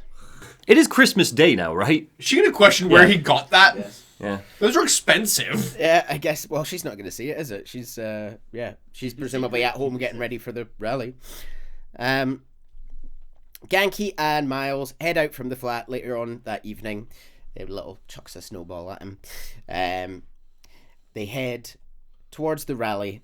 There's this kind of lovely, busy street fair scene. Local vendors lined up on the pavements, fairy lights strung above them. Everyone's come out in force in the community for Rio's rally. Unrelated, I've just seen the mural again, and I've just thought, by the end of this game, the game is going to end with Miles on the mural. Spray painted over the top. Maybe. A big X through the, Fuck the Spider-Man. It's all about new Spider-Man. Genki asks Miles if he's still so excited by this stuff. He's like, are you wearing the suit under there? He's like, yeah, just in case. They're both like such little kids. I love it. It's so good. It's going to be fine. See, this is my favorite part of living in Harlem, Genki said. Pop-up street fair, best food in the city, awesome music. Miles notices the girl who was doing the Spider-Man mural at the start of the game. She's putting the finishing touches to a mural of a woman on a wall. He approaches her and slides in with a sick opening line. That looks really cool. I mean, basically how I do it. Haley signs back in ASL. Thank you. And Miles, without skipping a beat, signs back, you're welcome. It turns out that because he was already bilingual, he took a module in learning ASL at school. Sure. Yeah. So we say goodbye to Haley and head back off with Genki. We spot a few things as we go along. There's like some of the S.H.I.E.L.D. folks are here from the last game. I've not really touched on it, but there's a homeless character in the first game. I can't remember if we talked about her. Gloria. Yeah, you did mention her. We sort of helped her find Feast in the first game. She's now working for Feast, and she knows Miles because obviously he's volunteered there loads. She's basically leading the Harlem Center, I think, right? Yeah. We see a very awkward looking Uncle Aaron, who is standing at the side, kind of out of the limelight. He kind of promises he's going to leave before Rio sees him. He doesn't want her to know that he's there. He gets introduced to Genki, and there's this kind of like, they're the two guys that know about Miles. So Aaron's like, please look after him. Yeah, they spot underground tags as well, like graffiti tags for the underground.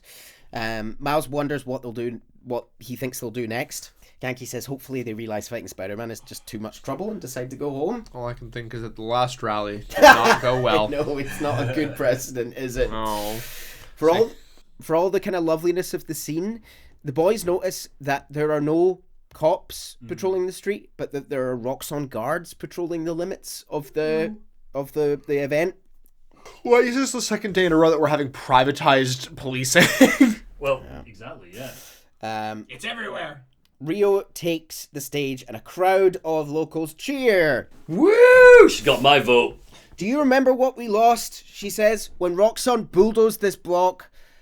Genki notices Miles looking a bit uncomfortable, and Miles says, it's just the last time we did one of these, my dad. And he doesn't finish the sentence, but this kid has fucking PTSD already. 100%. Like, it's awful. His dad was killed in front of him in a terrorist attack at an event just like this. I don't know. Also, I just noticed they've got another one of those reactors in the background. That is the reactor from the beginning. Oh, it's the same one. Because this is why they built this in Harlem. They bulldozed a block of Harlem businesses to build this. And Rio felt like there was no one speaking up for the people of the... I see. Yeah. Yeah. It's okay. Your mum's got people looking out for her. Rio points behind her and says, that was Paolo's Creamery, home of the best hand-rolled ice cream in New York, and Junipero's daycare. And she starts listing off all these places. St. Teresa's Church. Genki's like, plus, you weren't Spider-Man right then. And Miles is like, shut the fuck up. Shut up. We are in a crowd.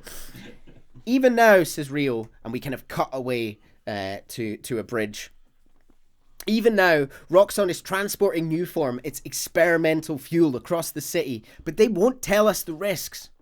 Just then, a masked face flickers into life on the screen behind Rio. A distorted metallic voice rings out. Dr. Doom. This message is for Roxxon. The man you answer to, Simon Krieger, is a killer. This plaza is a monument to everything he's done. I won't let it open. The underground will stop it. And he takes off his mask, and it's Robert Downey Jr. I think the Tinkerer's looks really cool. It's a really good, yeah. From the roofs above, Underground jump down onto the street, and the Roxxon guards start mobilizing, shooting against them. Like, there's a big crowd here. I guess to be fair, would we count the Underground as kind of ish on Rio's side? They ostensibly, according to the Tinkerer, they are both going against Simon Krieger.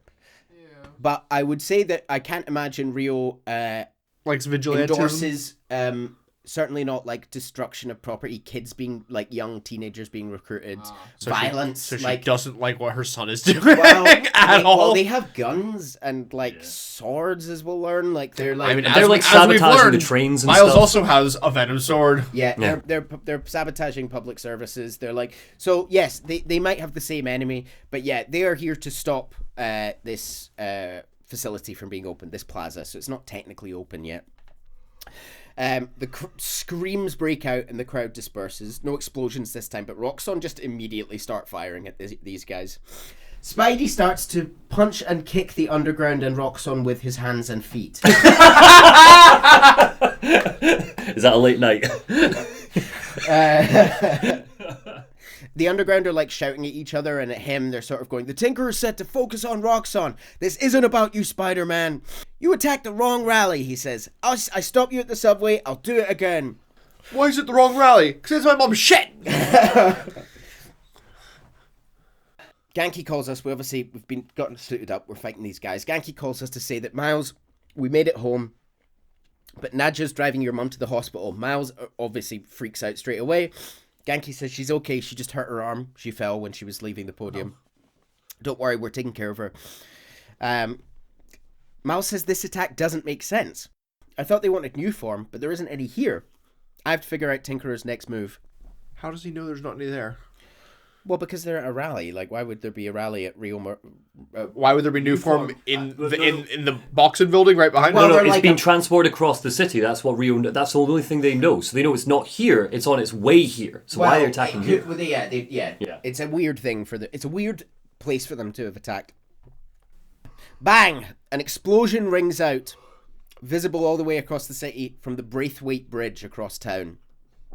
We make our way over, and Uncle Aaron calls us. He just saw what happened at your mum's rally. Are you okay? Where are you? I'm headed to Braithwaite Bridge. There was an explosion. All right, Aaron says, but if Roxxon shows up, you run. Got it? They'll look for someone to blame for all this, and it won't be the Tinkerer. The explosion looked really bad, so we hurry and make our way there. It looks like the plaza was just a warm-up or a distraction. We arrive at the bridge and find Roxxon goons facing off against the Underground as Miles lands between them. Whoa! Let's not shoot each other, all right? From behind him, the Tinkerer emerges, hood up over a metal mask. Tinkerer just, like, powers up almost with this metal tech. I like that jacket. Kicks Miles aside. Yeah, it's a really cool this entire outfit. Yeah, it's cool. Except for the weird little scarfy thing. Yeah, I mean, I guess it's quite kind of like protester kind of fit almost. Yeah, there's definitely an anarchist vibe to the design, I think, so it's probably on purpose. Tinkerer kicks Miles aside, and as the Roxxon guards open fire, immediately activates like a metal shield that appears out of nowhere, like this kind of memory metal, Miles calls it. Tinker, in a distorted voice, says, "We're after the new form. Ignore everything else."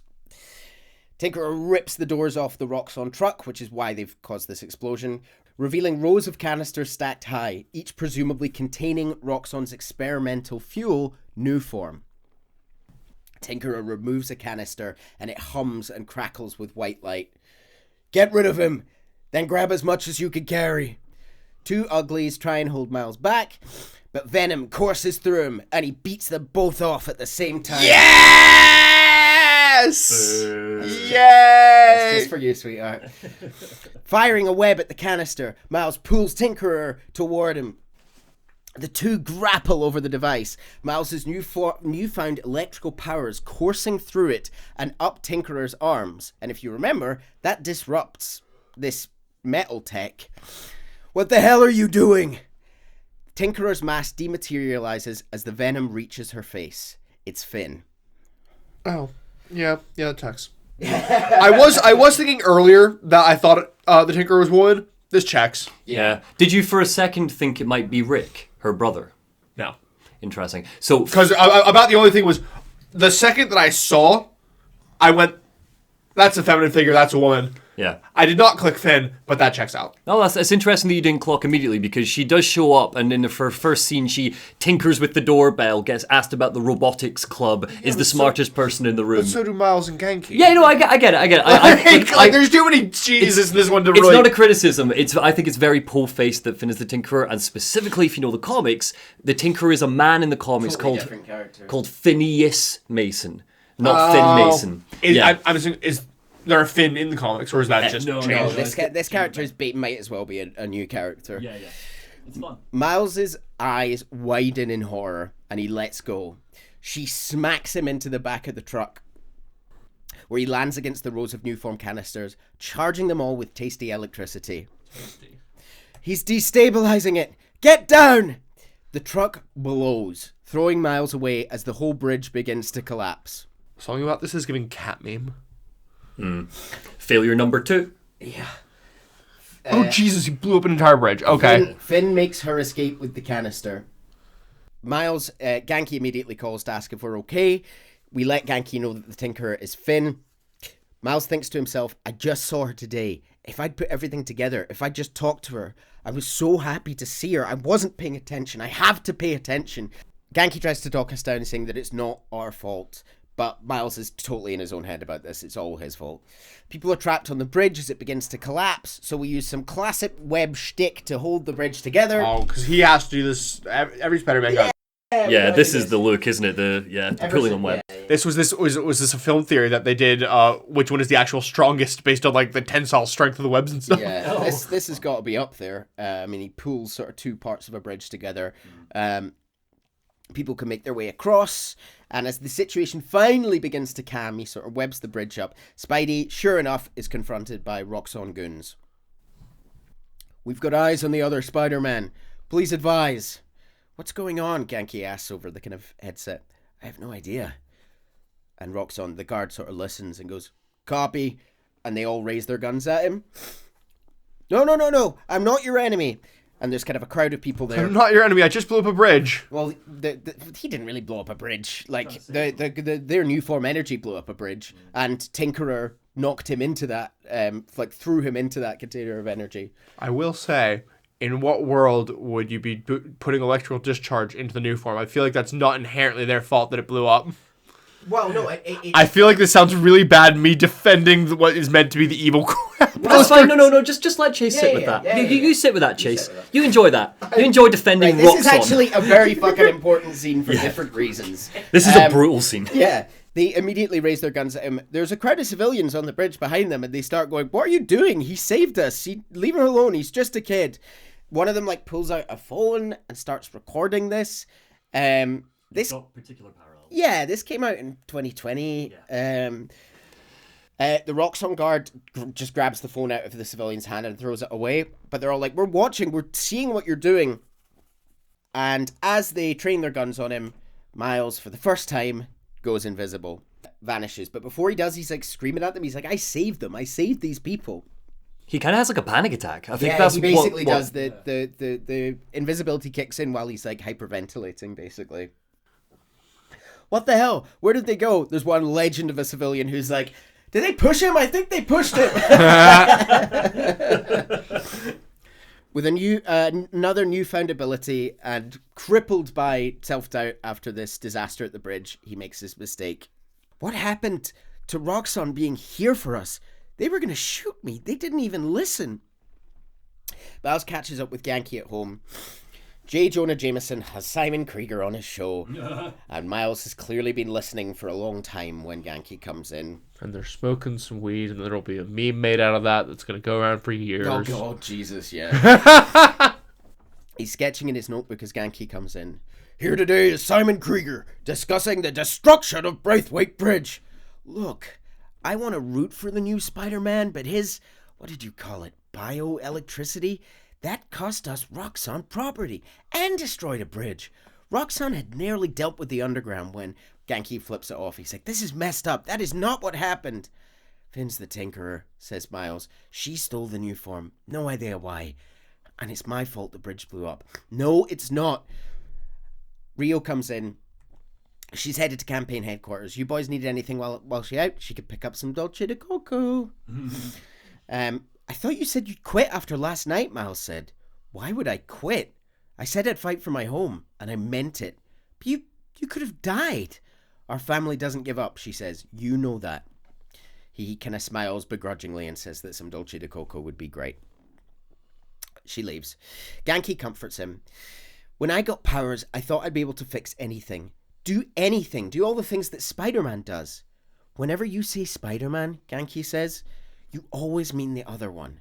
You're Spider-Man. You can fix this your way. So, the boys put their heads together and we get a new costume sequence. Yeah, it's a whole montage. It's great. A montage of them writing down and making notes and throwing ideas in the bin. At one point, Miles is upside down and he tries to drink coffee upside down and he spills it all over his face because it's really hard. Failing is okay. Yeah, it's so good. I love this sequence so much. We eventually get a close-up on the design of the famous red spider on the black background as we cut to our new suit. Which means it's time for the second round. It's swing. I don't even need swing. Swing, man! Swing! Yes! This is Insomniac's classic Miles suit. I'm obsessed with this suit. This suit. Talk us through it. It's in kind of a few ways a bit similar to the last one, where it's kind of the straight no web through most of the body, but then with like the kind of a sleek off-the-shoulder look with a deep V-neck down to the navel. So fun fact. Exposing his spider skin. The deep V, I think this will make you appreciate it even more. Is that for Venom? No, it's supposed to be a reference to the flag, the Puerto Rican flag. That initially is supposed to be. It's supposed to be a. It's just a little. I do also like it. I also like that the Puerto Rican flag is in Rio's campaign. Yeah, like, logo. 100%. It's really cool, really neat. But no, with obviously all black suit, red highlights, so much better than any of the classic Spider-Man suits. I have another costume for this segment of Swing or Miss that I've just noticed. Yay! This is the Bodega cat suit. Yes! After this is even better. completing a load of side quests, we can get the Bodega cat suit, which is a twist on the classic Miles costume, which I couldn't show you earlier. But he's got a hoodie over the top and a backpack with Spider-Man the cat in it, who is also wearing a Spider-Man mask. This is even better than the last one. Swing around the city with this cat sticking out. Honestly, there's a non-0% chance that when I get home tonight, I will play this game. Yeah. You be using the suit for the rest of the game the second I get it. And like the cat ducks in the bag if you flip upside down and stuff. Specifically at finishers, there's a custom finisher for this suit where Miles slow motion goes in with a venom punch and then the cat jumps out and claws at their face at the same time. It's so good. I love this suit so much. Oh, 10 out of 10, I love it. Yeah. So we swing out in our new majestic Miles suit. With a cat. What's up, New York? Miles shouts as he swings out into the streets. I like the thought that because they are so tech geniusy, they are also, fully skilled in being seamstresses. Oh, Chase, I hope you have no problems with people running off to make new suits during times of crises.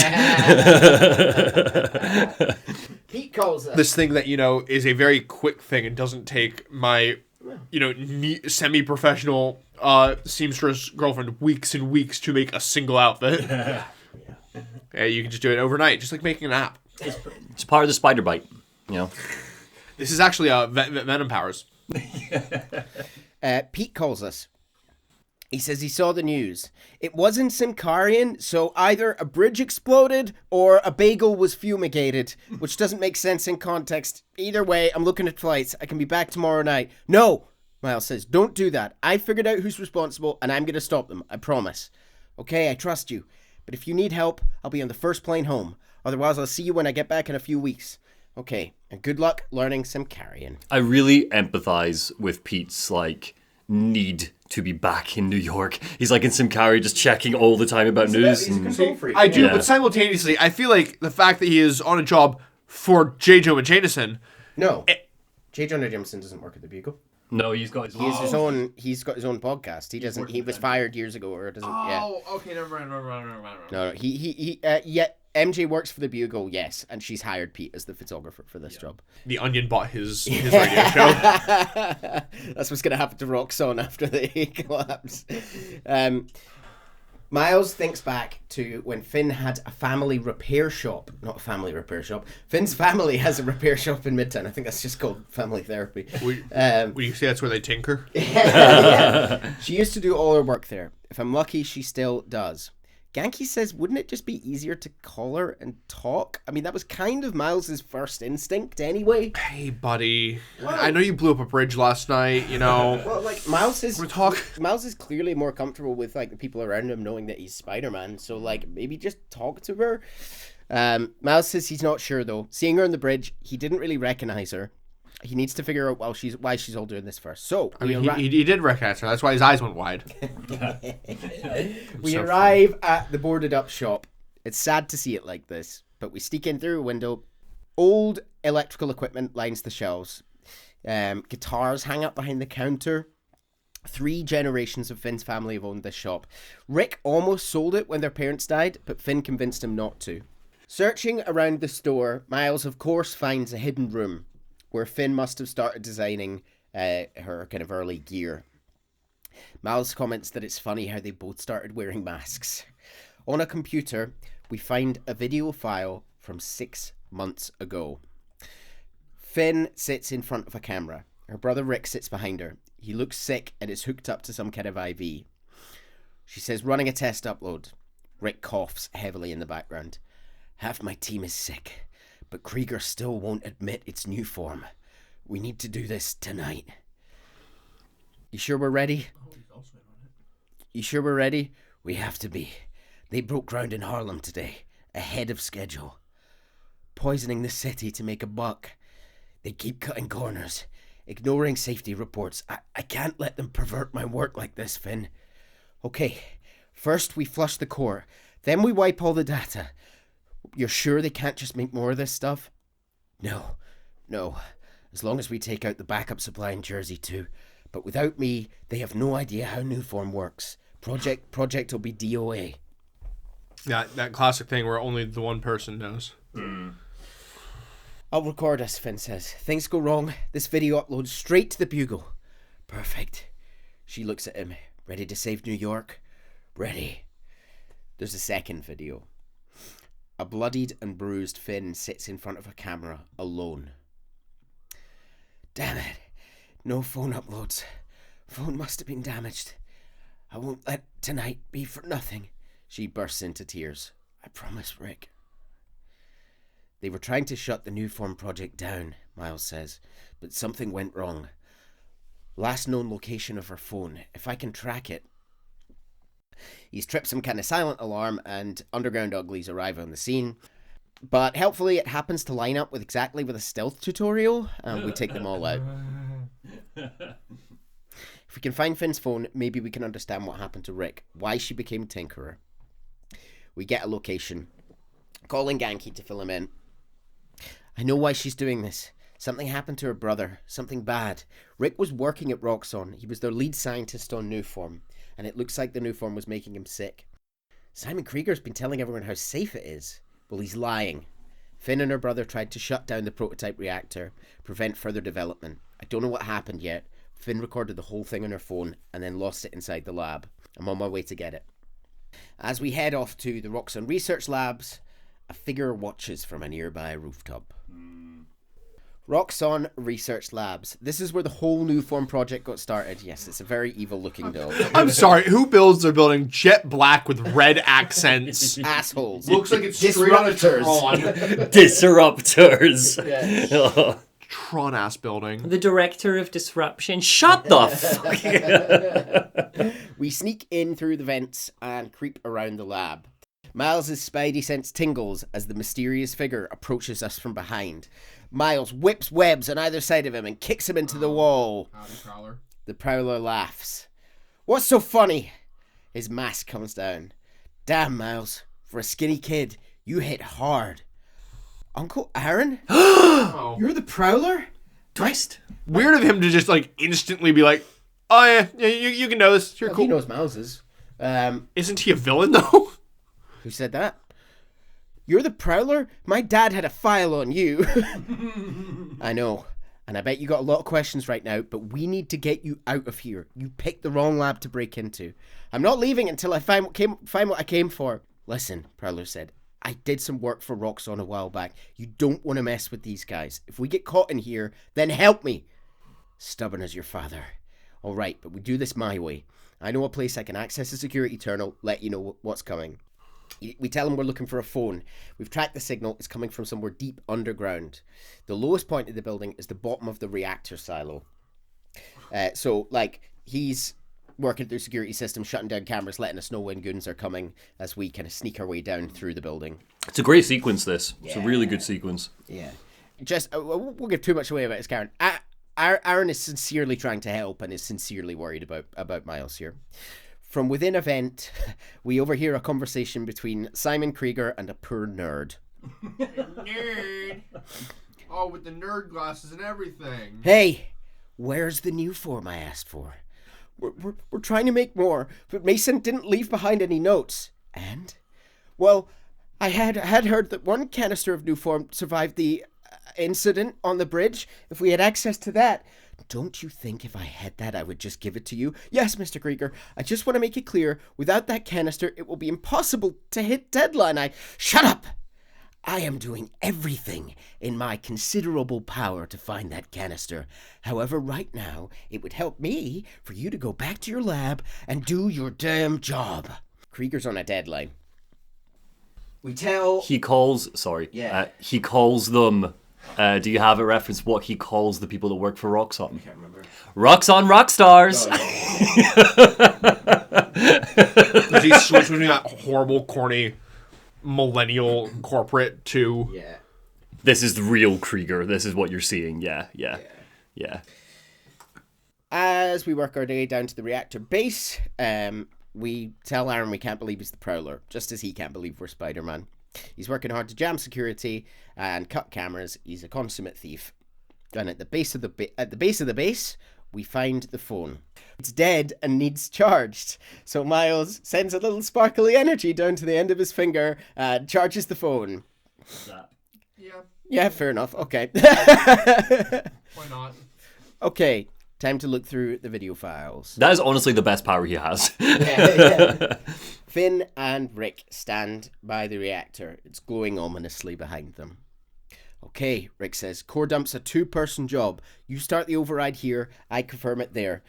Step 1 in wiping new form from existence. Any regret, she asks her brother, destroying the thing you made?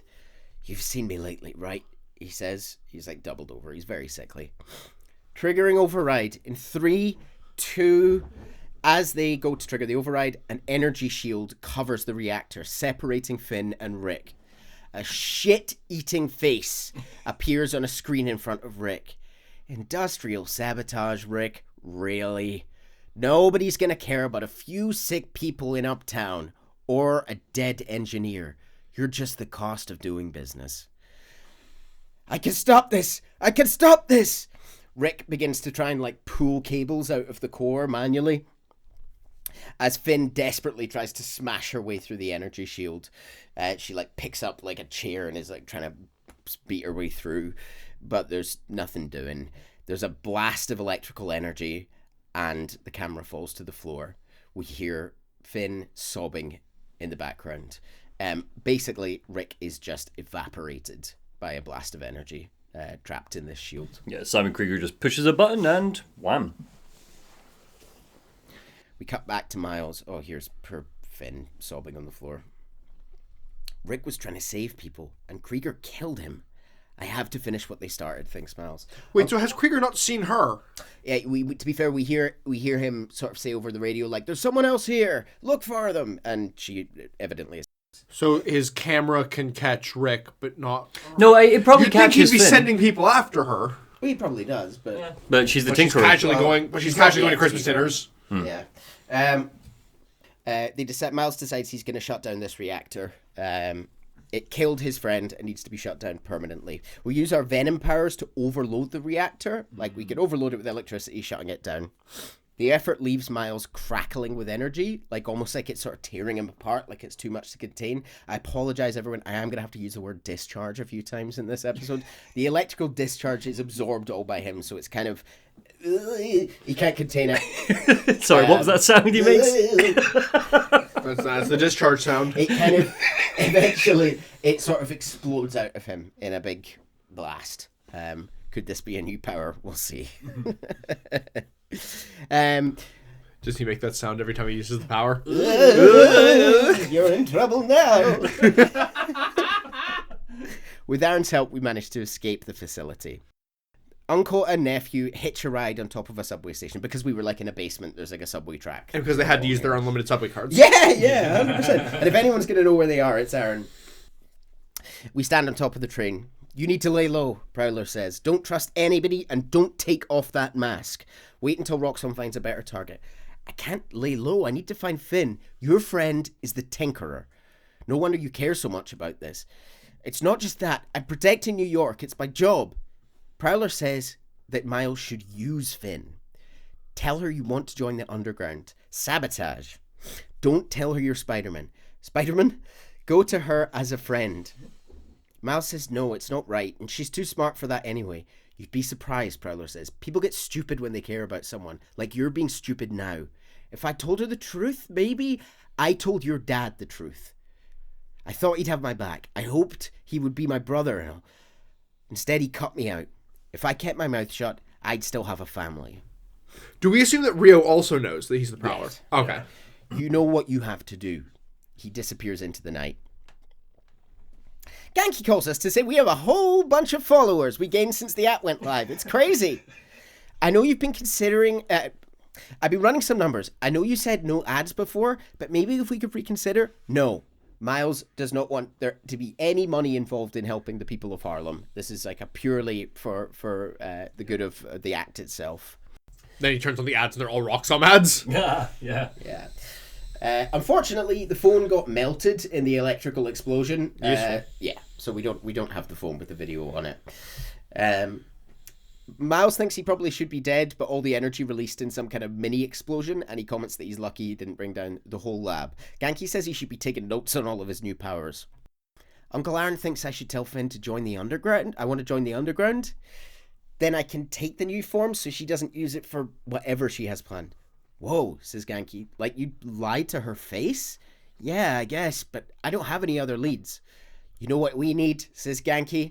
Don't say a pros and cons list. A pros and cons list. Exactly. Miles is like, I gotta go, man. Sorry. I love a pros and cons list. I'm sorry. I'm on Ganke's team.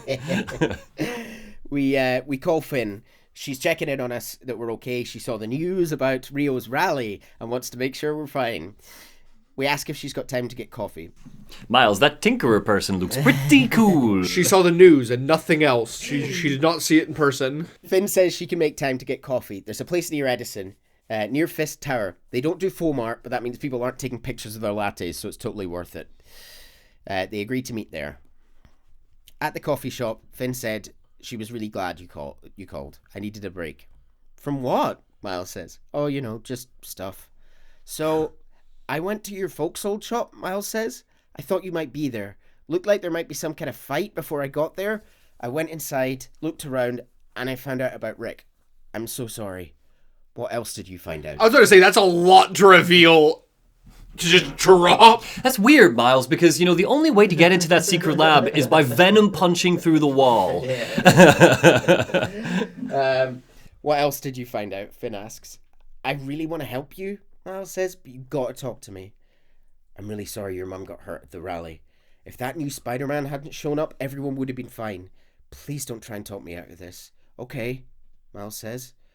So that's my big secret. Why I've been so busy, she says. What's your excuse? Well, school. I volunteer at Feast. You've always been busy with stuff like that. What's the real reason? The real reason, Miles says.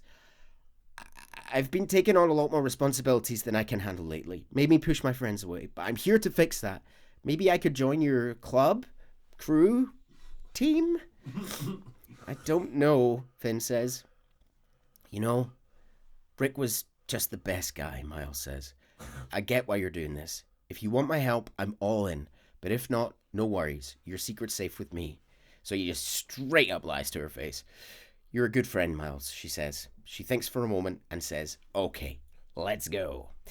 She takes us onto a snowy rooftop, and again, Miles is giving it, I'm not good with heights. She's already put back on the Tinker outfit. Yeah. Yeah, you'll be fine. I'll be watching, she says. You'll need to prove yourself to the underground. We get up to the top, so we're on a building next to Fisk Tower. I've only just realized, I don't know why I didn't think this before, how when she first showed up, I'm like, oh, I really like her scarf. And then she shows back up as the girl, and I'm like, I hate that scarf. It was the scarf. I should have recognized it from the scarf. There are good scarves and evil scarves. She says you need to prove yourself to the underground before they'll let you in. I'll show you how when we get to Fisk Tower. So basically, Kingpin's office has been vacated. The underground have moved in. It's really fun. It's a fun reuse of assets. Yeah, it's clever. The feds seized his property, and they've not managed to sell it yet, so they're squatting there. The feds seized the tower, and then proceeded to put 0 guards there. At all. Miles asks her how she got involved with all this. The underground, he means. The Tinkerer? The Tinkerer is a nod to my role, she says. I built everything. The masks, the weapons, programmable matter.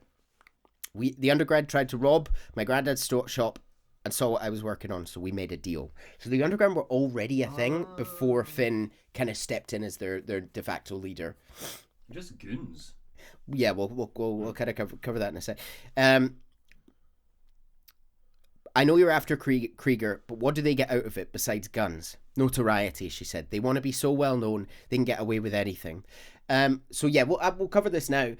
While at first glance, the Underground appear to be a sort of anarchist group with political motivations, that is just Finn. The Underground are just another gang that have sort of are using Finn and vice versa. So she's going to get her goals, taking down Krieger, but they get provided with weapons. So as we progress through this, we find out they have basically taken out all of the gangs from the previous gang. Yeah. Martin Lee's gang, Tombstone's gang, Fisk's remnants, whatever. The Underground are just now the biggest gang in New York, but Finn is using them to try and achieve this political goal. But they aren't philosophically anarchists or anything. So she leads us along to a crane beside the roof to Fisk Tower. To prove ourselves to the Underground, we need to climb along its arm and jump onto the building. So he says to himself, gotta make this look good without giving away I'm Spider-Man. Come on, Miles, make it look good. Goes off to the backflip. He's like kind of looking suitably wobbly as they make it across the arm of the crane. It is snowing out, so I mean, fair play to. Finn's got sort of magic boots on, I guess, but yeah, it is a legit scary thing a normal person would have to do. Can I get a pair of magic boots? Nah. We head into the Underground's base. It's got cool streamer lighting everywhere. And we can see displays with programmable matter. She says to everyone they've got a new recruit. And we're shown around. We can see the sheer scope of the weapons manufacture Finn has been doing for the group. There are, like I mentioned them before, programmable matter swords. That, it's like sort of just almost like a lightsaber. It's just a handle, and then this electrical metal sword forms in the air.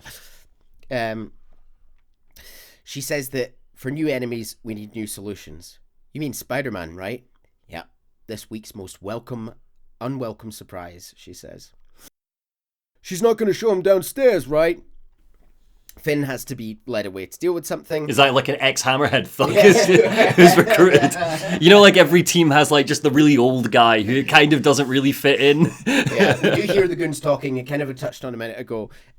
Around the base, we can find like trophies they've taken from other gangs. And we can overhear people talking, saying, hard to believe we were nobodies a year ago. Gotta establish dominance if we're gonna replace Fisk and run New York. Finally get the respect we deserve. Martin Lee didn't have a pension plan. I'm glad the Tinkerer set one up. Like, Miles thinks to himself how impressive it is they actually took down the demons. Yeah. Like, the demons were like fucking supernaturally strong. Wilson Fisk's face is on a wall, and the Underground have drawn a silly mustache. Blacked out his teeth.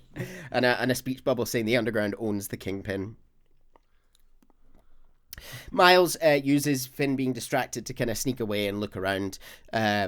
Secret rooms, at the various trophies. Where are we? He steps outside of the main room into the kind of atrium. Do you remember from the first game where we fought Kingpin? And he texts Genki saying that he's inside and it's time to suit up. Finn comes up to us and asks who we're texting. Oh, my mom. She really needs us at home. And Finn's like, really? Right now? Yeah, her wrist got hurt in the attack, so I need to go and help with dinner. Did you tell her I'm... No. She uses her rocket boots to fly down the atrium to go and do whatever it is she needs to do. Okay, bye. We find a quiet spot to suit up and crawl through some vents. How's Spider-Man here? Why did he show up just when the new guy showed up? To be fair, he did say he had to leave right now, so...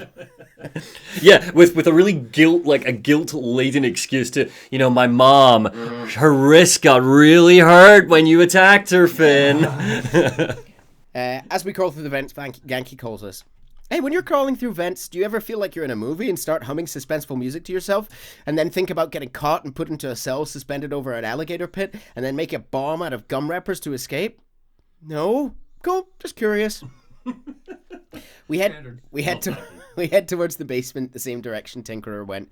On the way, we skirmish with some uglies. Over the phone, Genki reminds us that Fisk likes to hide things behind valuable works of art because he's a wanker. Sure enough, underneath a big statue of a kind of samurai figure, we find a lift to a secret basement. Is that the downstairs that Hammerhead was talking about? Mr. Hammerhead. Mr. Hammerhead himself. Yeah. From the vents, we overhear a conversation between some underground thugs.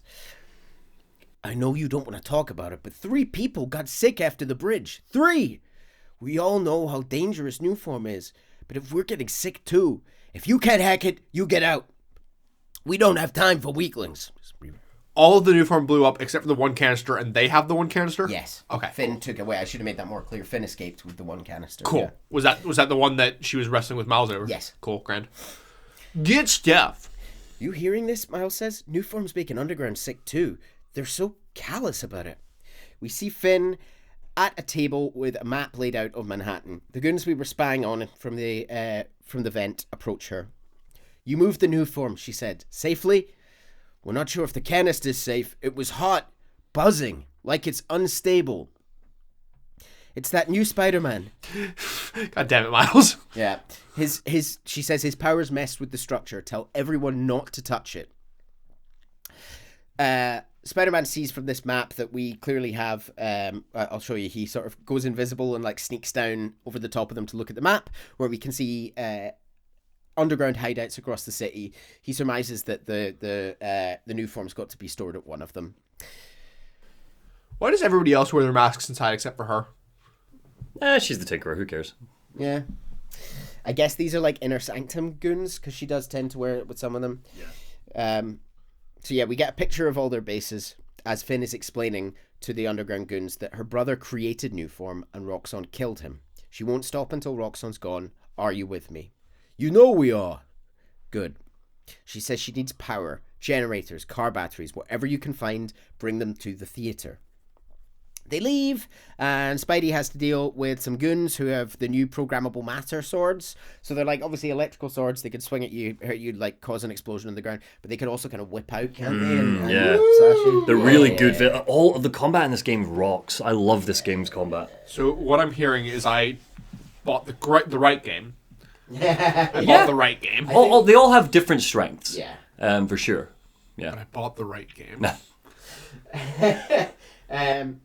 We call Genki after we deal with goons. He says a theater, huh? That's... Don't say it, Genki.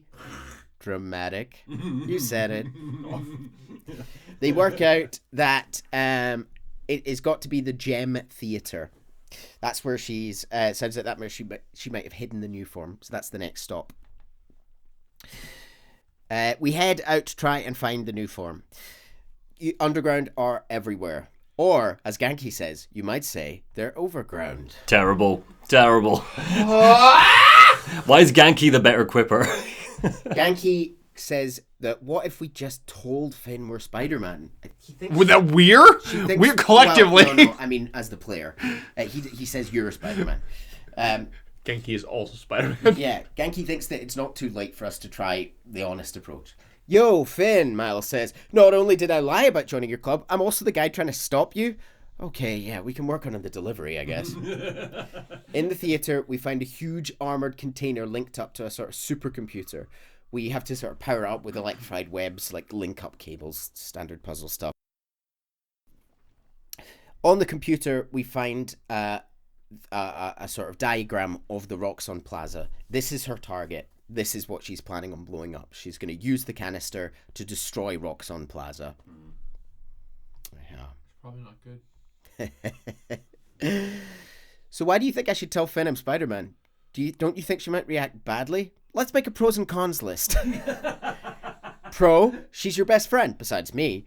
Con, she's the Tinkerer, says Miles. Pro, talking to her is easier than sneaking around behind her back. Con, the other Spider-Man was super clear. Don't tell anyone who you are. You told me, Genki says. Maybe if she knows it's you she's fighting, she'll rethink the whole Tinkerer thing.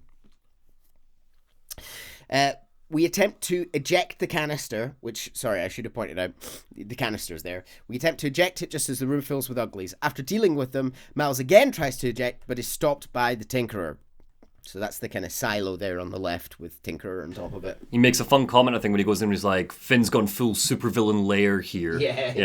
It's a really cool bit of environmental storytelling. She knocks him onto the ground from the top of the silo. Can't let you take that. Puts the container on her back, ready to move it again. Miles webs onto her as she flies out of the theater with her kind of rocket boots. She powers up her big fists and fists him over the roof of a building. Wow. Cue a chase scene across Manhattan. Buildings, kind of explosions ringing out as we chase behind her. At one point, he almost immediately slips up at the start. He's like, I just want to talk. Tinkerer, stop. So you can steal my new form? Not a chance in hell. A chase ensues. Finn jumping from roof to roof with her rockety boots and Miles swinging in pursuit. Back off! This is between me and Roxxon. We briefly catch up to her and pin her to the ground. How about we use her words? How about you stop being so clingy? She knocks him back with a kind of blast from her laser boots. It's my main power! Yeah, at one point you can see here we're running along the side of a kind of shipping, a big ship with containers on it, and they all kind of fall off into the bay. Each game gets better and better with its spectacle chases. Like, this chase rocks. It's great. Each game ups and ups the amount of collateral damage that Spider-Man does. The city. I want to watch a Cinnamon style video where somebody's just has a collateral damage counter like dollar signs, how much is it going to cost the city. Genki comes over the phone saying, maybe now, tell her the truth. As soon as I catch her, and he's like, Tinkerer, slow down, I gotta tell you something. And she's like, do you think I'm stupid? You want to hear this, I promise. We eventually chase her up the side of a skyscraper, and her mask. She's sending razor blades. She sends death blades down the side of the building, with her kind of programmable matter powers. When did she invent death wheels? Atop the building, with police starting to gather around the entrance at the bottom of the building, Tinkerer grabs Spider-Man's hand as he comes up, throwing him over and smashing his head against the side of the building. It's brutal. Yeah. It's a really, As he lies there breathless... I'll show you your best friend. Yeah. As she lies there breathless, she engages her energy sword and holds it to his throat. Her distorted voice asks plainly, give me one good reason not to end you. Miles lifts his mask. My mum would be very upset. Finn steps back and drops the sword. Her mask kind of dematerializes. That's 3 people. Miles sort of goes, can we just... Police officers kind of sound with the loudhailer from the bottom of the building. You on the roof! Freeze! Miles is distracted by them, and when he turns around, in that moment, Finn is gone. That could have gone better. Plus, she cracked a rib or 3. Owie. Yeah. He's going to call Uncle Aaron, because he needs some advice. We meet Uncle Aaron by the docks. I'm liking all the purple-themed villains in this game. Yeah, the red v purple, it looks really cool when they're fighting to on the bridge and stuff. It looks really good. Finn, the underground, it's a lot, you know? Prowler says, you're 17, you're stressed, and you're a superhero. You've got to cut yourself some slack. You still making beats? Not much since I started, this. I'm Spider-Man. And there's the cold open.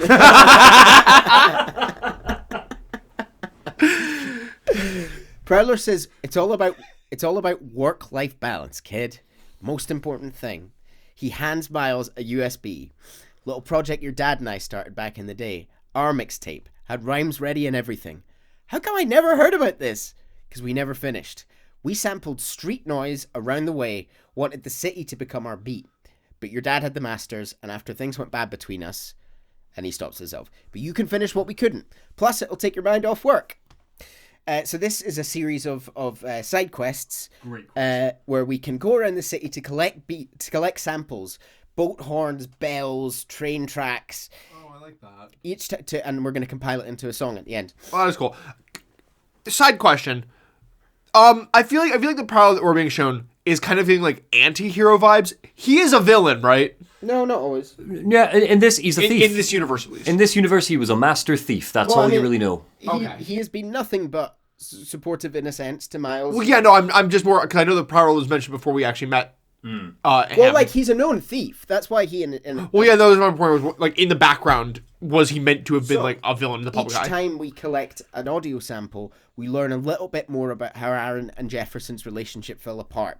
They were as close as brothers could be, but as they grew up, Jefferson could never square the fact that Aaron was a criminal. Each act forcing them further from each other. Eventually, Rio and Jefferson cut off all contact. So, like, Jefferson could, like Monty said about this sort of, he had this binary morality where he would essentially cut off his own brother for, like, relatively minor crimes. And even if you think they're wrong, he doesn't sort of help him. He cuts him off because he's a police officer and crime is wrong.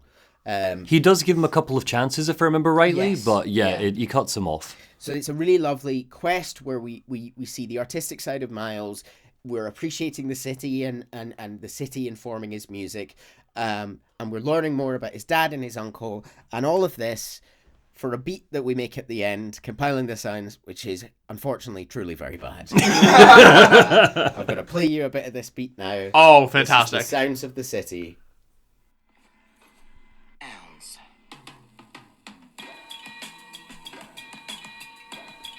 But to say this is really good.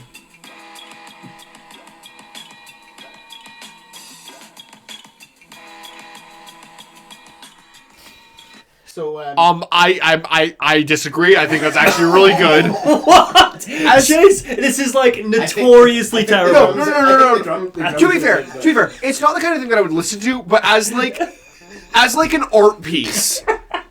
Yeah, I think that's good. I think that is good as like an art piece. Fine. Yeah, you know what? Expressionist art piece. Can't wait for you to see more of Miles' style as we go on and see what you think. Because Christ alive. So, Miles tells Aaron that he's going to meet Finn at Trinity Church to speak through their differences. So they've agreed this meet up at Trinity Church. When was it? Yeah, did I miss a thing? Yeah, it doesn't matter. Okay. It doesn't matter. They agreed to meet She up. disappeared. Yeah. Sorry, I ditched you. They are best friends. Sorry, I left you with the cops. Yeah. I guess we can talk. Why didn't you talk before? I don't know. The cops were there. Plot reasons. We needed to go to a church. The cops were there. She had a big shock. You know. So it's a few days later or whatever. They agreed to meet up. Importantly though, when Miles leaves Aaron, we see Aaron, as the Prowler, make a call. Trinity Church, he says. Remember, Tinkerer's yours, but leave the boy alone. Prowler! The next morning, we meet Finn on the roof of Trinity Church. That was a hell of a way to tell me you're Spider-Man, she says. What if I'd killed you? You want me to feel bad because you almost killed me? Finn shouts at him. I want you to stop lying to me. I let you in Underground because I thought you understood. I do understand. What Krieger did to Rick, Roxxon needs to pay, but not like this. This is the only way I can beat him, she says. I need you to look the other way, please. I can't. I made a promise. So did I, she says. They sort of sit in silence for a moment, and she goes, why did you pick here, being the church? My dad brought us, remember? To that concert. 7 choirs from 7 countries. Ghana was my favourite. Ghana wasn't there. Finn says, you're thinking of Guinea. You know, I'm pretty sure it was Ghana. It was Guinea, Belize, Poland, Cuba. Miles picks it up. South Korea, Thailand, Venezuela. You're right. I usually am. For the first time in a while, she smiles. Usually, Miles says. His spider tingle Spider activates. Miles.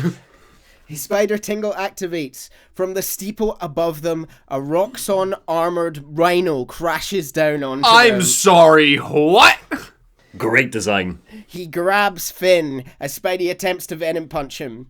But whatever changes have been made to his armor, Venom no longer has an effect. They couldn't take him out of his suit for security reasons, but they can take him out to put him in a cooler new suit. Again, they physically cannot extract him from the suit. His suit. It's bolted on. It's like bolted on. And notably, the Roxxon branding is there. Like, Christ. Corporatism till the end. I like putting it on the known supervillain as if that's not going to immediately make your company look bad. They crash onto the ground at the graveyard, actually, next to the church.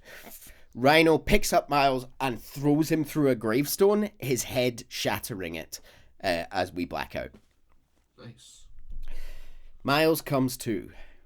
He's in a dark cell, the heads-up display on his mask rebooting as he regains consciousness. Sitting across from him is Simon Krieger. Gotta say, I'm disappointed, bud. Krieger? Yeah, see, Ms. Mason, I kinda knew she was gonna be a handful. But you, I guess I was hoping we would see eye to eye. Where are we? You're behind the curtain, bud. This is our most secure facility. In here, the sausage gets made. From behind him, the camera pans and we see Finn tied up on the other side.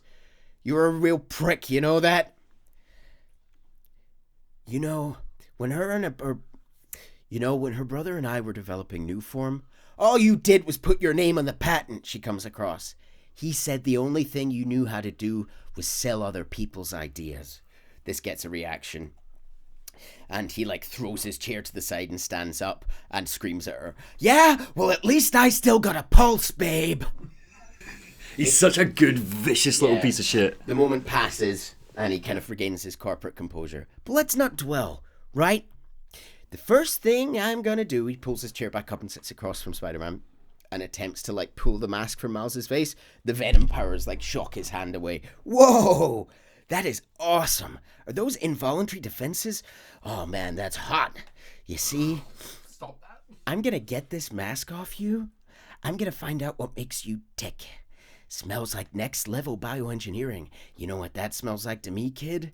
That smells like money. Okay, I'm gonna hit the gym. Leg day, can't skip it, you know? Get her to tell us where New Form is. Can't really open that plaza without it. Oh, and, use him. The door opens, we see his newest flunky Rhino waiting for him. They leave Finn and Miles together in the room with two goons. You know who Rhino's riding with here? What was, what's his name? Cyberpunk 2077? Atom Smasher. Oh my god, he's absolutely reminding me of Atom Smasher, especially the little four beady tech eyes. Well, for this game, they applied an art technique called neon noir. That was the phrase. Everything kept coming back to neon noir and cyberpunk. Also, just to touch on this, so we were talking before about how hilarious it is that they're using Rhino. It's almost like the corporate branding Roxxon are effectively trying to. It's fake reformation, isn't it? It's fake redemption. It's corporatized redemption. They're basically trying to say, hey, no, Rhino's not a bad guy anymore. He's a good guy. He works for us. When in reality, they're just using him, and it's not redemption or reformation at all. Which I just think is really fun, especially as the series goes on. Yeah. We are left in the room with three sadistic fuck guards. The first one says, "Time to finish what we started on that bridge. No cameras now." Yeah, they're really fucked. And it feels like this game is sort of in the shadow of the Black Lives Matter movement. It was obviously happening at the time. And the game has to make the decision to textually make it essentially private police doing this instead of the police force. Yeah. You know, feeling like it wasn't able to make this point about the actual police, so it's a private police force. It does still make that point in different subtextual ways. Yes. For example, marginalized communities having a direct access to Miles because they feel like they don't want to go through the police. There are other sorts of textual things. There's a couple of missions where Miles is effectively not working against the police, but working around the police as a bit of a point. Yeah. But this whole no cameras thing, it's clearly making a point, but through this Roxxon lens. They charge up batons and begin to beat him savagely. Finn struggles desperately against her restraints. As they continue to batter him, Miles is like phasing between visible and invisible. It's really fucked up. And then eventually electricity courses up his arms and we get a prompt for Mega Venom Blast. The unleashed venom propels Miles out of his restraints, lifting him into the air anime style as the guards are knocked against the wall unconscious. I'm curious about one thing. And this is actually me just going off things I know from the Spooderman 2 trailer and also your 18 Inches of Venom. I'm just curious that his venom is all yellow here when all the venom I've known in other Miles things is blue. I don't know whether that means anything. I'm just curious. Yeah. So the electricity through the room deactivates Finn's restraints. Miles collapses and she comes and helps him up. He still has his Zuko fire. He needs his Azula fire. I'm rewatching Airbender. It's just so the best good. show ever made. Just, I'm it like, holds every time up. I come to it, I finish season 1. I'm like, oh, that's great. That was great. And it's the worst season. Oh my god. I think season 2 is the best season. Season 3 is still such a good. They stick that landing. Season 3 is the best season. Fair enough.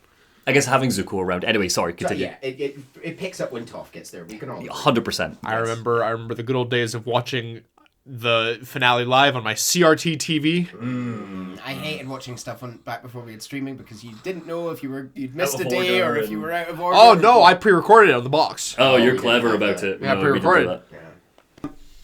She helps us to our feet. Holy shit, I thought they were going to kill you. Are you okay? I'm tougher than I look, he says. Let's find a way out of here. The two buddies team up to break out of the Roxxon building. If she dies, I riot. She better be in the next game. We make our way through the base, taking out Roxxon guards, and we can overhear some conversation. They're so either removed from reality or deluded. You can hear Roxxon guards going, "Why is Spider-Man coming after us of all people?" One of my favorites is it's one of the bases, and there's a guy, he pulls out his phone, just one of the guards when you're sneaking around, and he's filming stuff, and his partner is just like, "What are you doing?" He's like, "Evidence? I heard it makes us sick. I want evidence in case something happens to me." And the guy's like, "Fair enough." As we make our way through the base, Miles tries to talk to Finn. We gotta talk. Blowing up the plaza is a bad idea. So is poisoning the city with an unsafe fuel source. Yeah, but there has to be a better way to deal with Roxxon. Sometimes strategies are imperfect, she admits. We come across a computer with notes about Roxxon independent contractors. We overhear a recording of Simon Krieger. We need an outside partner to track Tinkerer and Spider-Man for us. Tombstone's off the grid. Black Cat's gone straight-ish. What about that guy in purple? What did he go by? What was his name? Yeah. He'll do. Miles hears this and he's like, guy in purple? No, can't be. They find more info on Rhino. Krieger again. Could never be my known criminal uncle. Yeah, he trusts his uncle.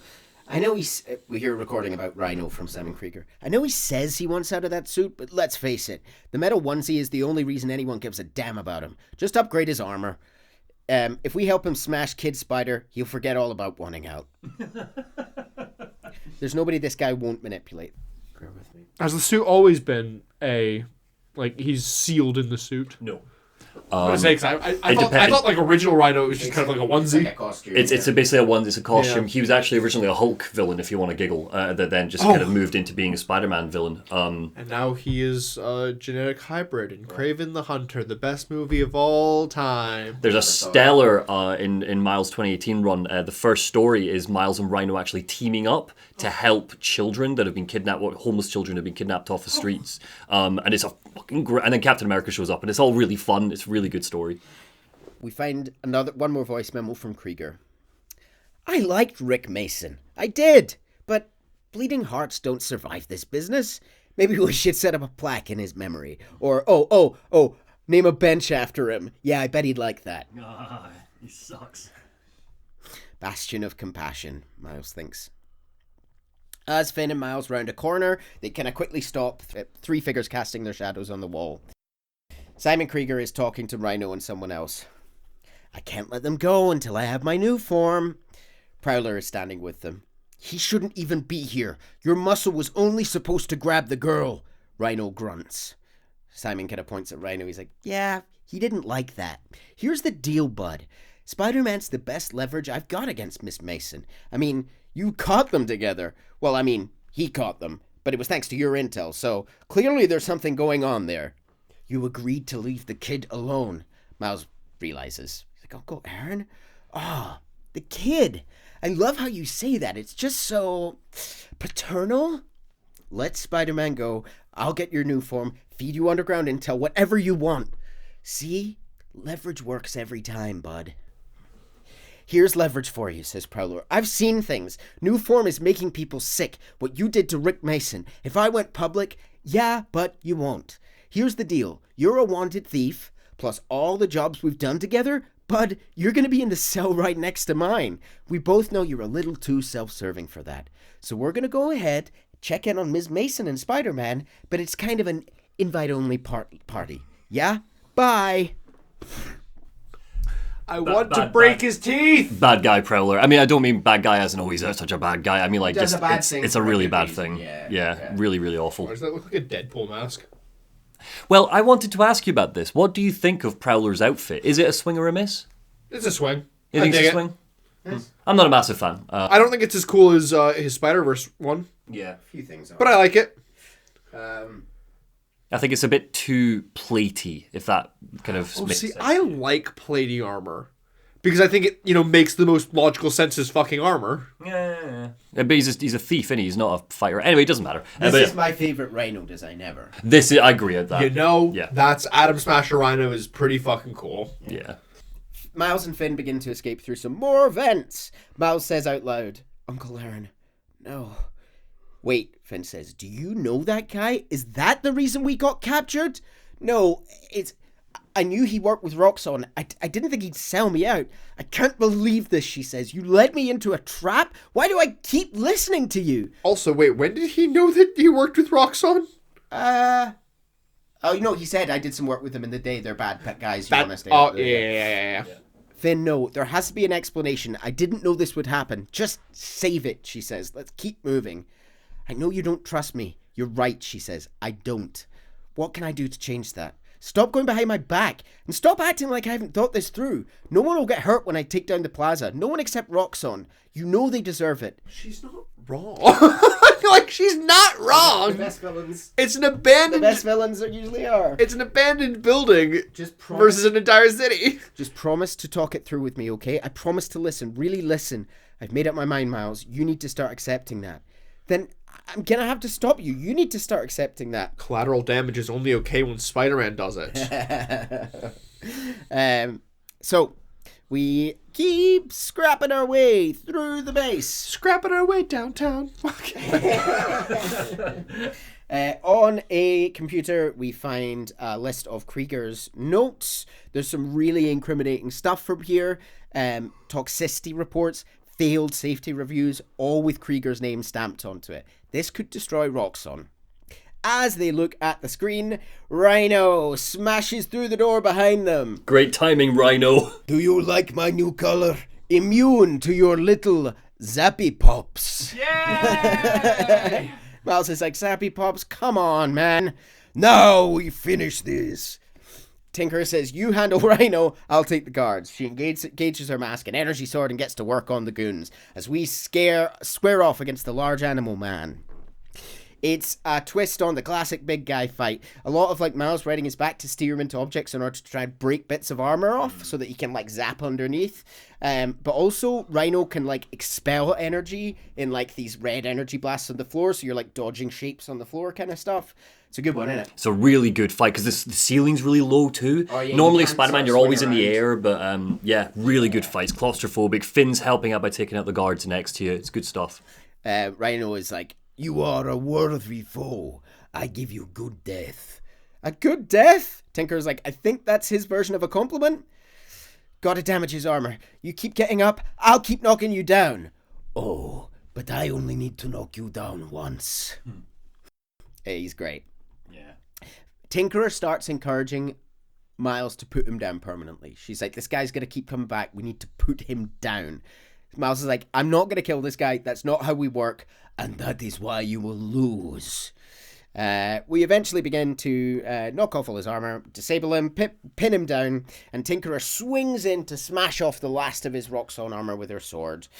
Ready for some zappy pops, big guy? I do not like you. We smash him into the ground, and Finn makes forward to like finish the big guy off, and Miles gets in the way. Wait, just wait. Just stay here, make sure he doesn't do anything. I'm going back to the computer to get those incriminating files. He comes back and the Rhino's dead. Cut off his head. Krieger's data will shut Roxxon down. This is the right way to do this. He heads off to the computer. We cut back to Finn and the Rhino. You know, Krieger told me about how your brother died. Very amusing. Shut up. He also told me it was your fault. Spidey is scrolling through the files. Krieger updated the reactor, tried to supercharge it to make his deadline. If Finn goes through with her plan, we see a projected blast radius on the screen, engulfing the whole of Harlem. So, like, in a rush, because he doesn't know what he's doing, really, Krieger has, like, overloaded the reactor, and now any potential blast from this corrupted... Now we can stop her. Yeah. But her earlier plan, completely valid. You watched him die, Rhino tells Finn. Helpless. He laughs at her from the floor. Spidey's Miles sense screams. Miles' Spidey sense screams as he looks back to the scene next door. No. Go to hell. Her mask comes up and she drives her sword. Oh, there's the... She drives her sword into Rhino, who screams. Yay! Spider-Man tackles her and they fly through a wall together onto the subway tracks next door. She smashes him effortlessly against a wall and pins him down, and she starts to, like, beat him, like, beating his face. We're seeing this all from Miles' perspective as we're getting, like, system errors pop up with the suit. You screwed up at the bridge! She's punching him like every other word. Destroyed my lab! Got me kidnapped! Finn, the reactor! She makes to leave. Come near me again, I'll kill you. But we're family. She turns back one last time. My family's dead. And she leaves. Spider-Man beaten and broken on the floor. Despite your best efforts, Neil, I still don't care for that beat. So we were talking before, Chase, about how tightly paced Miles Morales is. And it is so tightly paced. And I think it's an excellent game, an excellent story. This is my only major flaw with it. I think this final snap by Finn, it just needed a bit more time to breathe, to get her to the point that... this show isn't about you. What do you think, Chase? I think it's fantastic. Yay! I think Monty doesn't know it. You're just saying that. You're just saying that to upset me. As the screen fades, we hear Miles calling Best Boy Ganke. I need help. Ganke, don't worry. You're the real best friend. You're number one. The scene fades back in the Morales' apartment. Ganke helping a bloodied Miles through the door. Still in suit. Okay, so somebody else is gonna know.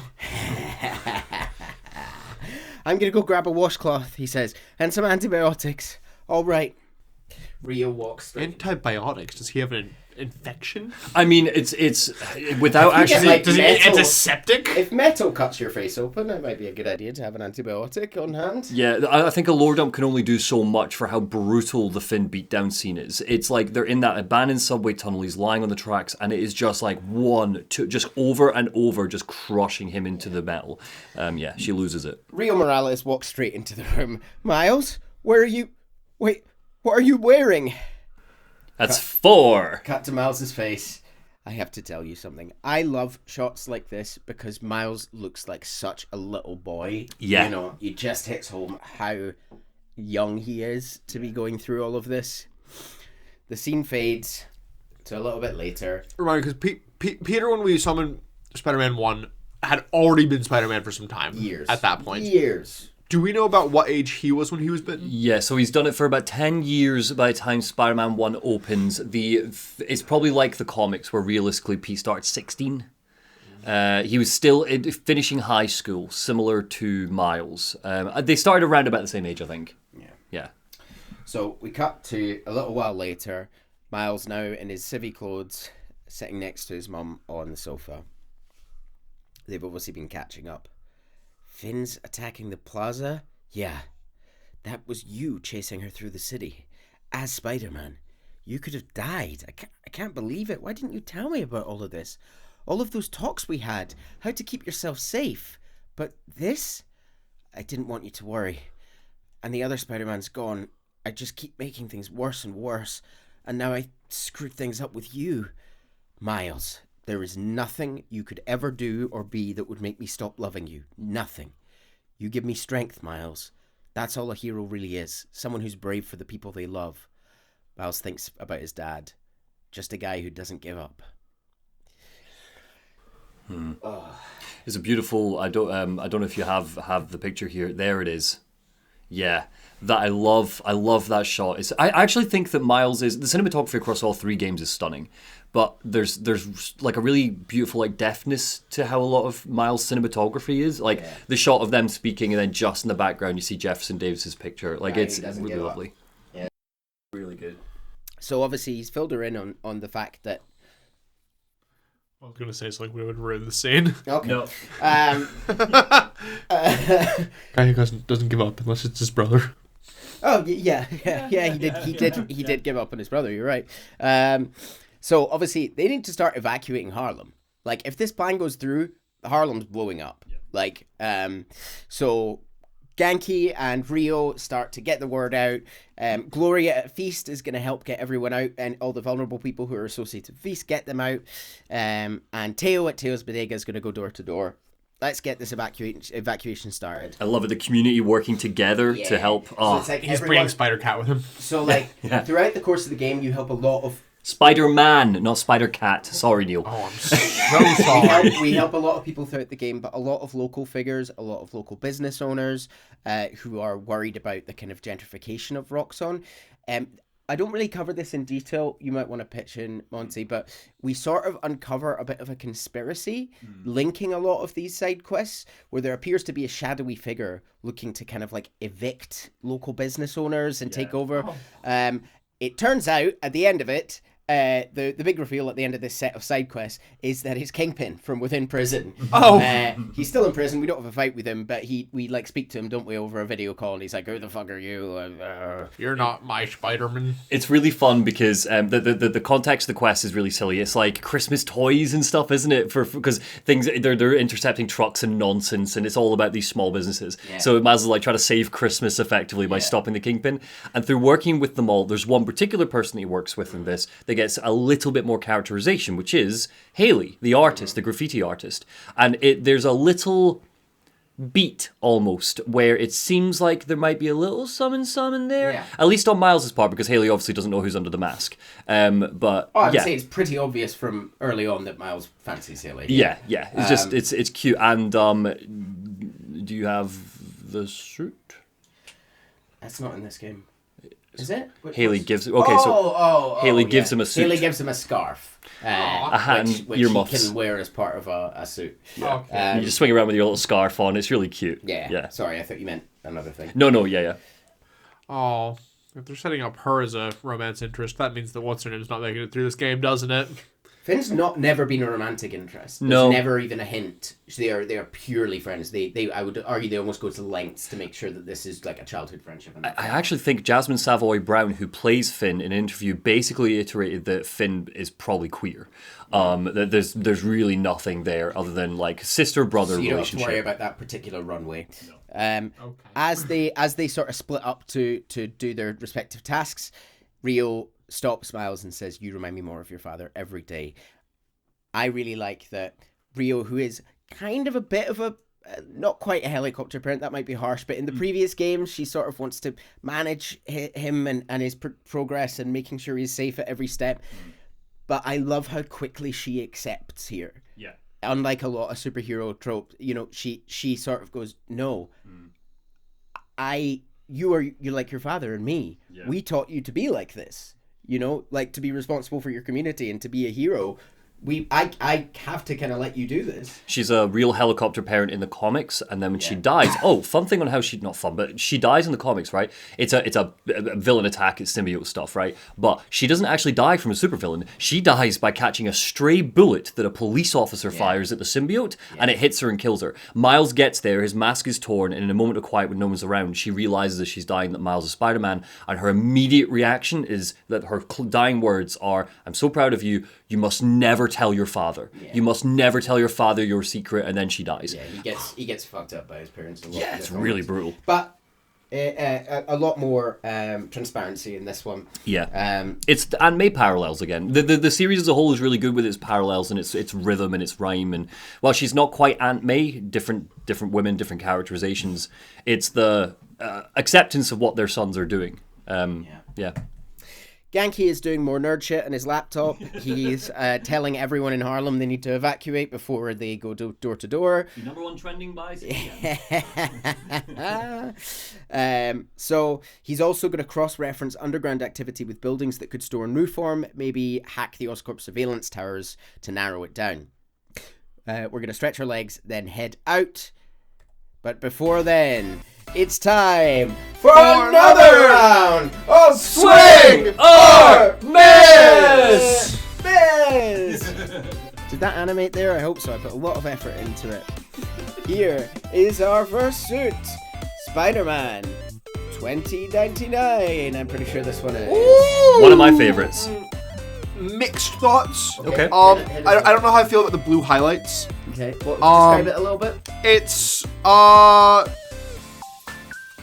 do I even describe this? It's kind of like a full body suit with the bigger Spider-Man logo. The bigger Spider-Man logo is a skull, which I think is Miguel O'Hara. Yeah. Miguel O'Hara's logo. But it's also like a hood over his like spider face. I love the hood. I love the hood. Oh, I love the hood. I think the hood's really good. Yeah. Yeah, legitimately, I think that if it didn't have the blue highlights, I'd like this. Like this would be a full swing. I think it's still a swing, but it's a slightly less swing because of the blue highlights. Do you think that 2099 is almost too far into the future? No. How about the Spider-Man 2020 suit? Yeah. That is. This is one of my favorites. Is he a member of fucking Daft Punk? Yeah. So that is a fully helmet, like a motorbike helmet with the animated face. Oh, 10 out of 10. Yeah, the face animates in cutscenes and stuff. It's really great attention to detail. I love. This is my favorite suit, bar none. This actually might be my favorite suit. Yeah. That's really cool. Yeah. That's really We're cool. all in agreement. The bulky upper half is so cool with the spindly little legs. I'll forever love that basically every single one of Miles' suits has some dope sneakers on them. Oh yeah, I'm really glad that you're enjoying the sneakers, Chase. Oh, Yeah. Miles into a sneaker culture. So, we head out into the city. Genki thinks he's found Finn's setup, the staging ground for this, whatever. The Oscorp Science Center. It's closed for renovations, so it's an ideal place for her to move in and do her thing. Miles has a horrifying revelation. Oh my god, our energy converter that won the school science fair. That's how she's gonna finish making the new form unstable enough to blow up Roxxon Plaza. So she's gonna all these electrical devices convert the energy, make it unstable in the new. I really love it comes full circle. I think that's really fun. Genki says it's almost like she picked it to get back at you. We swing towards our destination, making our way straight for the Oscorp Science Center, just as electrified cables like a bolas flies out, wraps itself around us. We crash to the floor unconscious. What? Sorry about this, nephew. Oh. Miles passes out. Coming to in an abandoned subway station and sort of held in some kind of like energy cube, Miles sees his uncle like decloak. He like dematerializes. He's got this cloaking tech that is very similar to Miles's natural invisibility. Prowler says, I can't let you back out there. Let Krieger and Tinkerer kill each other. Go back to being Spider-Man when the heat dies down. And what, just hide down here? I don't get to pick and choose when I'm Spider-Man. I've got to stop Finn. No, you got to survive. I've been trying to teach you that, but you don't listen. You want me to survive so bad, why sell me out to Krieger? It wasn't a sellout. Yeah. I'm serious. You were never supposed to get caught. Krieger broke our deal. You wanted me back. You wanted back in the family. That's the best you could do. I saved your life, he says. You threw me in a cell to protect you. Like this is protecting me. Damn it, Miles. I'm not going to lose you too. And I'm not going to let people die just to save my skin. Miles says, "You underestimated me." He charges up his biggest, most electrically punch and punches through the cell, like dispersing the energy shield. "Damn it, Miles, don't fight me on this. I don't want to, but I can't stay down here. Then I'll do what I have to keep you safe." Uncle and nephew begin to fight. This is maybe the best boss fight in the game. I think the final boss is excellent, like really excellent for the scope, but this is probably my favourite mechanical fight. He has a lot of Miles adjacent powers, because he can go invisible, he can dodge. He throws out decoys, which is a gadget that Miles has. Yeah, so like it's kind of fighting a mirror version, but also he's they have a fight in the abandoned subway tunnel. He loves his subways. Yeah. They make for good fight arenas. Remember a £5 subway? When are you? When are Eat fresh. Sorry. So as they fight, they Fuck with some Subway. as they fight, we can order some. Free Subway for a year. Cut none of this. As they fight, they sort of try and reason with each other. When are you going to understand I have to fight for this city? When are you going to understand you can't do that if you're dead? If my dad could see us now, he'd understand, Prowler says, that I got to protect you. You don't realize I'm the only one trying to save you. And I'm trying to save everyone else. You think you can beat Tinkerer, Roxxon? You can't. I have to try. Didn't your mentor teach you about picking your battles? He taught me to put other people ahead of myself. Prowler says he doesn't get how the real world works. It's dog eat dog out there. Not if we make it better, Miles retorts. We could make it cat eat cat instead. Cat eat dog. Prowler says you throw yourself at enemies you can't beat. You know who else did that? Don't say his name. You want your mum to bury you too? I won't let you. So they go back and forth like this. Because nobody should ever try in case they die. Mm-hmm. So trying? Nah. Yeah. I guess in Prowler's mind, his dad's gone. He's trying to keep him safe. I think it's really good, because like it's a totally understandable justification, even if we think that he's going about it in the wrong way. We finally pin him down, like trapping his arm to the wall with some webs. Prowler says he knows he messed up. I let you down, but we're family. Family? Miles says. That didn't stop you from lying to me, manipulating me, fighting me. Being family isn't enough anymore. It doesn't have to end like this, Prowler says. You and me hating each other. That's how it happened between me and your dad. I don't want to repeat that. I don't either, says Miles. But I can't be the person you want to turn me into. I can't turn my back when people need me. I have to be better than that. We leave our uncle dejected and defeated. He's a really good Prowler. There is a common criticism I find with Insomniac's games. White Light is kind of the forefront of it with it. And it's a solid criticism, which is that maybe these series of games have too many nice characters. I like Prowler here a lot, though, because I think there's just enough grays. You don't need him to be a mustache-twirling villain. No. And I get some people wanted Monster Prowler, and I think that there is a version of this game where Prowler is your final boss, and this fight is the end. Working for Roxxon, I don't need that for this. I like Grey Prowler. I like Aaron as that figure. I also think it handles really nicely throughout the idea that he is looking at Miles as a potential sidekick, as not a future Spider-Man, but a future Prowler with those Greys, and Miles pushes back against it. I think it's really good. I like Aaron a lot. I also like that it's handling... We have a third movie for that. Yeah, well... Sorry, no. Just a quick thing on this. It also, series-wide, it's a nice exploration of redemption, because Prowler tried, or reformation rather, because Prowler did leave the game after Jefferson died. Got the job in the subway. Tried his damnedest, and he got dragged back in. And it's not always easy to stop something like this. And yeah, I like that. I also think it's important to note that, again, Miles has been dissuaded from doing things the way that he would have wanted to do them. His initial reaction was to talk to Finn and just be honest. Prowler was the one who convinced him to lie to her, which is arguably the final straw that broke the back of their friendship. That's a really good point. Yeah, very good. So, time to, once again, try and head for the Science Center. Miles tries to call Finn on the way. It's Finn, leave a message, I'll listen to it eventually. It's Miles. She's Gen Z. She's not picking up the phone. Yeah. I know I'm the last person you want to talk to right now, but you need to listen. Krieger updated the specs in the reactor. If you plug unstable Nuform into it, The length of your message has exceeded this user's limit. Please Wow. hang up. And again, Gen Z, she doesn't have any memory on her. Why not send a text? Yeah, he's swinging. Because he definitely doesn't have Siri in that Voice mask. to text, yeah. He has everything else in that mask, but not Siri. We arrive at the Oscorp Science Center. It's a very cool looking building. I'd go there for a day out for sure. Yeah, and it is crawling with goons. You can see on kind of little dots on every surface, snipers. It's probably the hardest main story stealth. You don't have to stealth your way around, but yeah. We eventually get past them and sneak our way inside. Oscorp sponsoring on all the screens, supporting the next generation of brilliant scientific minds. I love the presence of Oscorp through all the games as well. It's nice. Constant. Easy way to bring them in. We arrive in the auditorium where so long ago the two friends presented their project. Finn, you here? Come on, we need to finish this. You and me. He realizes she's got to be with their project down that hall. As we make our way through the exhibits, Miles flashes back in his mind. A younger Finn greets him, carefree, with an exasperated smile. Come on, molasses, I want to see our project while we're still young. I'm coming. Where'd they put us?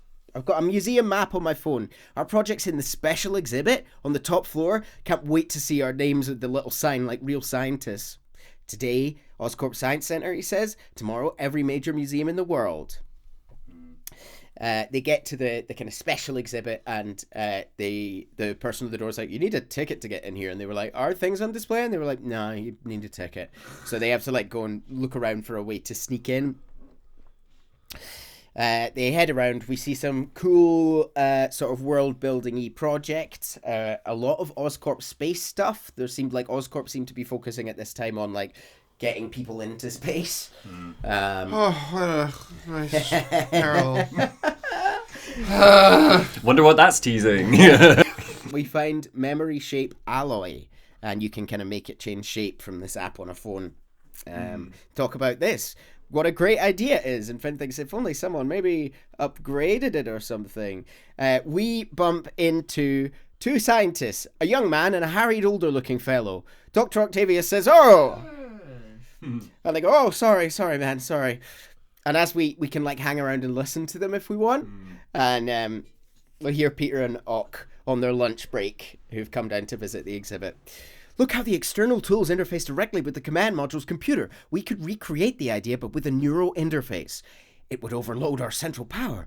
Not if we integrated over the entire mesh from multiple entry points. You think you could handle it, Parker? With enough time and coffee? Absolutely. I'll supply the coffee. Well done, Peter. I couldn't have done this without you. We should probably head back to the lab. We've overstayed our lunch break. I gotta take the afternoon off, Doc. It's an emergency. Again, Peter? Something bigger going on, perhaps at home? You know you can talk to me about it. I'm fine. Sorry to run out on you again. I love just that little dig in of like, I couldn't have done this without you. Again, always being reminded. I've also missed your Ock voice. As we head up to the special exhibit, we find Rick. Actually, Jefferson calls and like has left a really sweet message about how excited he is for him.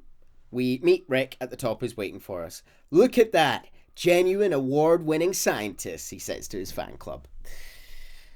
They lie and say they bought a ticket to get in. He says, huddle up, we need a picture. And the three scientists lean in for a selfie. And we suddenly cut back to Miles in the present day, looking at this photo in the middle of the abandoned science center, looking at where their display was. The new foam canister stands in front of him, and as he makes to remove it, Tinker screams. He just manages to dodge as her energy sword sort of crashes down to where he was. She takes the canister and makes to leave without saying a word. Finn, you need to know, I'm done listening to you. Underground supergoons have arrived to delay us, and she makes her way out of the center. The underground just showed up, so the container has now been made unstable. It's kind of all white energy in there. It's ready to blow. We fight our way out of the center, and Genki lets us know that the evacuation is underway, but that Roxxon have been blocking off streets, and that the underground are kind of emerging. We fight through the waves of underground before emerging back into the night, the Manhattan air. A vicious snowstorm is raging throughout the city, and Miles has lost all radio contact with Genki. The battle for Harlem. He wonders if Genki and his mum are safe. He finds himself struck by the thought that he hopes Haley's safe as well. Her name comes to him, and we fight through the streets of Harlem. Does it only come to him if he's done that side quest? No, it's not. You have to meet her. It's not. Yeah, remember at the rally, they are in class together. I knew that. I just felt like unless you did the side quest, it seems like she saw two. Yeah, she doesn't really get much characterization in this game. She's just She's pops in up a two, couple times. isn't she? Yeah, she gets a bit more. She's more in two. More in two. We fight through the streets of Harlem. Roxxon and Underground have turned Harlem into a battleground, and Miles is the only one that could put an end to this. He takes out squads of enemies, checking on local businesses and Feast as the storm rages around him. He manages to find Gloria, asks if Feast is safe, and eventually, here's us fighting through the streets. The mural of Spider-Man looming over him, still in his shadow. Great fight. Yeah. We run into Genki and Rio and some of our other buds. Just as we make plans to evacuate as many people as we can from this little bit, the night sky is illuminated by a pulse of white energy. This is like a huge electrical pulse coming out from Roxxon Plaza. Right. She started already. One of the Roxxon guards that has been beaten down by Miles when he arrives here rises, shakily aiming his gun at Spider-Man, and you just see the aim, the reticule, I don't know what you call it in real life, like going over Genki and Rio, and out of nowhere, Prowler lands on him, smashing the guard to the ground before shouting, "Get out of here, young blood." More guards emerge, and Aaron starts to hold them off. We got time for an apology if you want, Prowler. Just a quick sorry. Was trying to redeem himself by fighting the Roxxon guards where he would have once helped them. Prowler says, "You've got more important things to do." Rio agrees with him and says he's right. Get out of here. We'll get them safe. Well, here's an image of kind of energy blasts. It's hard to get it because it kind of shakes the screen while it's happening. We arrive at Roxxon one last time and see Tinker pushing the unstable canister into the generator. Miles flies in. Here we go. One last showdown. Miles flies in. "You don't know what you're doing. They deserve what's coming to them." "No, the reactor. Krieger changed the specs. You're not just going to destroy Roxxon Plaza. You're going to vaporize all of Harlem. I'm not going to let you lie to me again." So yeah, it's just straight up. She doesn't believe him anymore.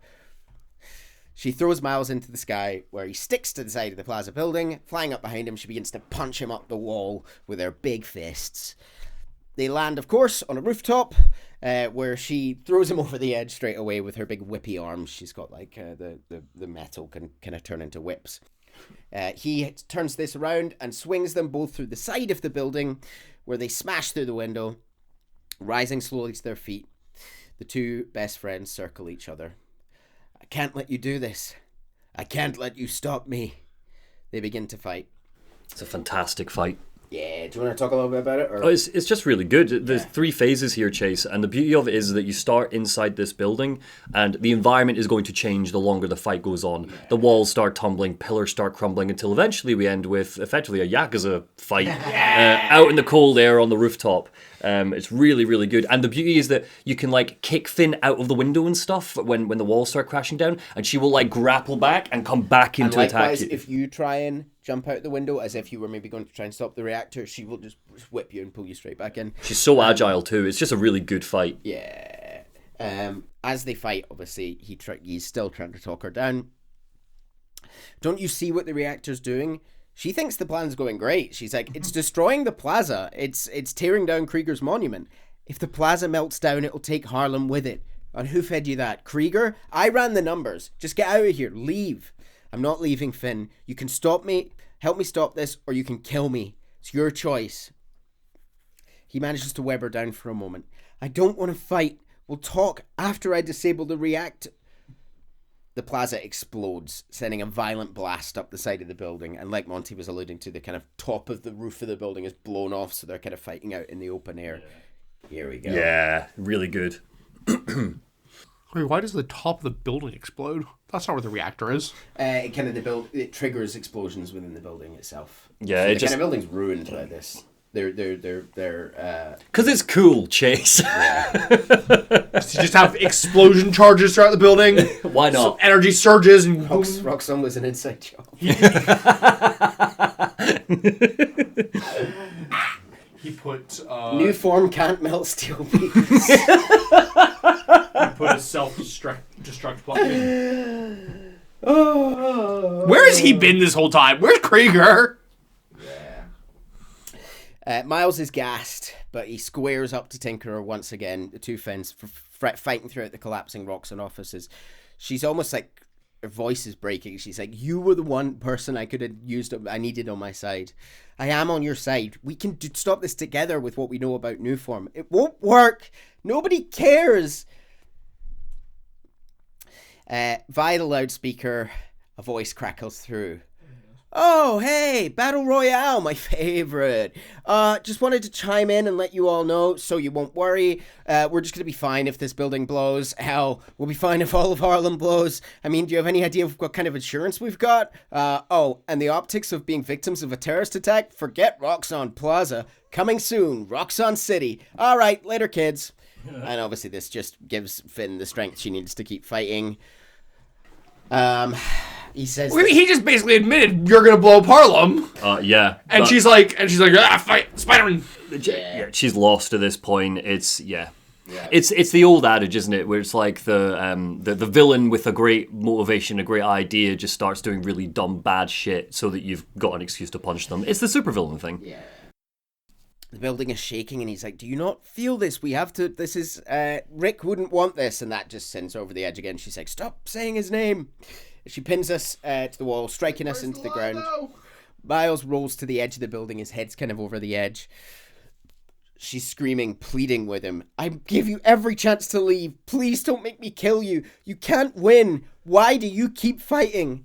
Below them, another blast radiates up, electrical charge radiates up from the ground. "Because I'm Spider-Man." He uses the charge to punch her to one side, and Finn flies against a wall. The kind of backpack on her back, which kind of gives her suit its power, gets compromised. I don't like that line. Well, because I'm Spider-Man. I don't like it. Why? I feel like Miles' entire thing has been so personal, especially with her, and now he's like, I don't need to stop you because of Harlem. I don't need to stop you because it's my friend. It's my job. It's my responsibility. No, it's because the whole game has been about the thematic thing has been like he feels like he can't fill Spider-Man's shoes, but he's figured out how to be Spider-Man his own way. Yeah, and I feel like if this was any other villain, I'd agree. But it being his best friend in the middle of his city, I'm like, But he is also telling the truth. That's why he can't stop. Yeah, if he was just Miles Morales, he I don't know, he might be on Finn's side. Who knows what would be happening? Yeah. So, her tech is critically damaged by this. She rolls towards the edge of the building, her head kind of over the edge, and she finally takes in the damage the reactor is doing every time it sends out an energy pulse. Buildings are starting to crack, like it's slowly radiating outwards. Every time it sends out another pulse, streets are splitting open, screams ringing out from the neighborhood around them. And you see this kind of look of horror on her face as she realizes what she's done. "This shouldn't be happening," she says. "I can stop it." A piece of rubble kind of smashes the floor between them, and Finn is sent sliding over the edge of the building. As she plummets towards the ground, you can just make out their figures. The game does some really nice wide shots with as she plummets towards the ground, Miles leaps out over the edge of the building after her, shooting webs to try and catch her, but the webs are blown away by explosions radiating from the building. He pulls off his mask, kind of tears in his eyes. Just when it looks like it's too late, he thwips two last webs that connect her, pulling her into a hug. As they're like hugging, falling through the air, spinning around, she says she's sorry, and he says it's all right. And he like fires a web at the last minute to try and slow them down, and they crash into the ground, blackout. Miles sits up, disoriented and bloody. Thankfully, he got some XP from that fight. God, sometimes the timing is pretty piss poor, isn't it? You don't need to level up here. He didn't level up. It wasn't even enough. Good point. Finn is next to him. She's alive. She's unconscious, but she is alive. They've now landed next to the still active reactor, which is pulsing out energy more and more frequently. Miles drags himself towards it. It's a bit MGS4. It's one of these, It's a walk. We love a walk, Yeah. TM. It's very Final Fantasy XIV Endwalker. It's very Mickey on the Rainbow Bridge. That's an old one. Each blast ripples through him, and like it's that thing again where he's like turning invisible against his will, and sort of like it's almost like it's tearing him apart. And it keeps knocking him down, but Spider-Man always gets back up. By the end, he's sort of on his knees, dragging himself, and he finally reaches the reactor, placing his hands on the machine, and begins to charge, like try and overload the reactor and take out all of the discharge into his own body. I'm so sorry. Lightning rips through his arms, and his whole torso starts glowing red, like almost like you make out the outline of his rib cage. And you do see sort of blue lightning going up his arms here. I mean, it's energy from the reactor, but hey, that's kind of what you wanted. Yeah. You're right. I never really thought. Full disclosure, Chase. This is never the blue electricity is a Spider-Man 2 thing. It does appear, but it's never put two and two together that new form is the reason why that happens. Other stuff is hinted at, but to be fair, I would argue perhaps it's because he's got new form in him. That probably does a little bit of something. Finn looks on, seeing her friend destroy himself to stop what she has started, and she flashes back to her brother in the Roxxon lab being torn apart. We hear Rick's voice crying out in her mind, "No, Finn, don't look. It's horrible." Miles charges up again, once more trying to supercharge the generator. He screams, his suit like tearing apart. And the machine finally overloads. He does it, absorbing all of the extra energy that into his body. He hears his mum's voice. She and others have arrived on the scene, and they're like looking through the rubble, looking for survivors, looking for him. He turns to Finn and begs her. How many people know him at this point? Well, That's so. Gloria from Feast. I know we haven't highlighted people too much. That's the guy who's painting the mural at the start with Haley. Oh, so it's all people that are quite close. It's to Harlem natives. It's okay. Harlem locals. So They'll keep his secret. he begs Finn to get them far away. He can't hold this in much longer. If you remember when he took in all this stuff earlier, this is all of the new form reactor's excess energy that is just like it's spilling out of him. He's trying to hold it all in. Finn looks far at the assembled crowd, then back at her friend. Her friend who's being torn apart by the power he saved Harlem from. She rips, that's the look on her face of kind of realization. She rips one of the last working bits of tech and like attaches it to her boot, putting Miles over her shoulder. She launches them both into the air, ascending high above the city. It's beautiful. She takes Miles in her arms. Ooh. His voice is hoarse. I can't hold it. It's okay, she tells him gently. It's okay. Just let go. The two are engulfed as the explosion tears them apart. It's a gorgeous image. Rio looks on in horror as one figure plummets back towards the ground, crashing next to them. Oh God, Miles, she runs over to him. Please say something. He coughs. Is everyone okay? Finn. Rio looks up towards the sky. Harlem natives crowd around him. Haley is among them. She finds Miles' mask and hands it to Genki to give to his buddy. Some classic New York local chat. He's so young. Get out of here, kid. The media are pulling up and they're like, we'll take care of the media. Get out of there. And he puts on his mask. And we see the kind of onlookers looking on, awestruck, at the man who saved their neighborhood. That's at least 40 now. Yeah. The media come up and start interviewing them as he leaves. Hey, did you see his face? Who was that guy? That guy? He's our Spider-Man. Yeah. Cut to 4 weeks later. Simon Krieger is being pushed into the back of a cop car. Come on, those are clearly deep fakes. They're deep fakes, do you understand me? Do you have any idea who I am? I will own you. I will... Yeah, we know who you are. Kind of bumps his head on the way into the car and they close the door. I will own you. I will own you. Danica Hart speaks out from the Danicast. That's right, friends. Simon Krieger is in prison. Aaron Davis, a.k.a. The Prowler, flipped on him and Roxxon. Davis will serve time, but could get a reduced sentence. I think we can all learn something from what happened in Harlem. Together, we're stronger. And that having our own neighborhood Spider-Man is pretty great. Miles walks through the streets of Harlem, stopping to speak to friends as he goes. There he is in the bodega. With Spider-Man. Yeah. Haley is there, making a new addition to the Spider-Man. Yeah, of course she is. Yeah. Looking good, Haley. But I don't know if he's talking about the mural or her, but he hits her with a line. Smooth. Fresh. Make our way up through a building onto the roof. I will point out, he kind of boogies through this epilogue, like right? Through the epilogue. It's like dancing around the street, like, yeah. He's doing a bit of... Yeah. What's his name? Well, I think it's meant to represent he finally feels at home in Harlem. He's dapping people up as he's passing. Like, a lot of people know him. Yeah, he dabs, you know. He does not dab. He does not dab. Oh, they're both doing it now. Help, listeners! They won't let me out. Dab. We make our way up through a building onto the roof where Peter Parker's waiting for us. On his really ugly suit that I still hate. Miles lowers himself down, upside down, smoothly sipping with from a coffee! Man, Peter says, I still can't get over that suit. So cool. I've got to be me. Miles says, yeah, you do. It's a really cool Miles Morales original, you know?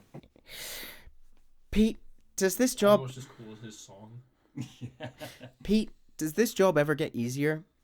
Some of it, yeah. Some things never get easier, though. Roxxon did this uptown, because they saw us as disposable. Me, Rick, Finn, all of Harlem. I think part of our job's making sure people like that can't get away with it. Peter considers this for a moment, and says, we'll add it to the Spider-Man oath. Go time? Go time. And the two of them head out together to stop another crime. Yeah. The end. Mid-credit scene. Gasp. I forgot to put pictures for these, I'm sorry.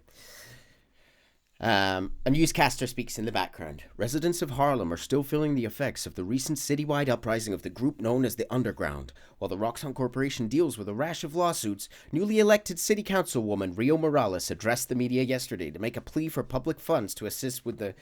It's turned off. We are viewing from inside the Goopy Chamber, Chase. The Goopy Chamber! We are sort of seeing outside. Goop goop! A scientist stands outside with Norman Osborn. And the name, the subtitles tell us that this scientist is Kirk Connors. Vitals are good. That meant to be a name I recognize. No. Well, okay. Yes, but... We won't tell you not more. if you don't know Spider-Man, but you would. Oh, fair enough. Yeah. Okay. Vitals are good. Circulatory system healthy. Brain activity normal. Norman comes in. He's been in there long enough. Mr. Osborn, I understand he's your son. I want him out, Kurt. But his disease, we may be underestimating the potential danger of... I said get him out! Now! During the credits, we hear one more episode of JJJ. Yay! My voice is going.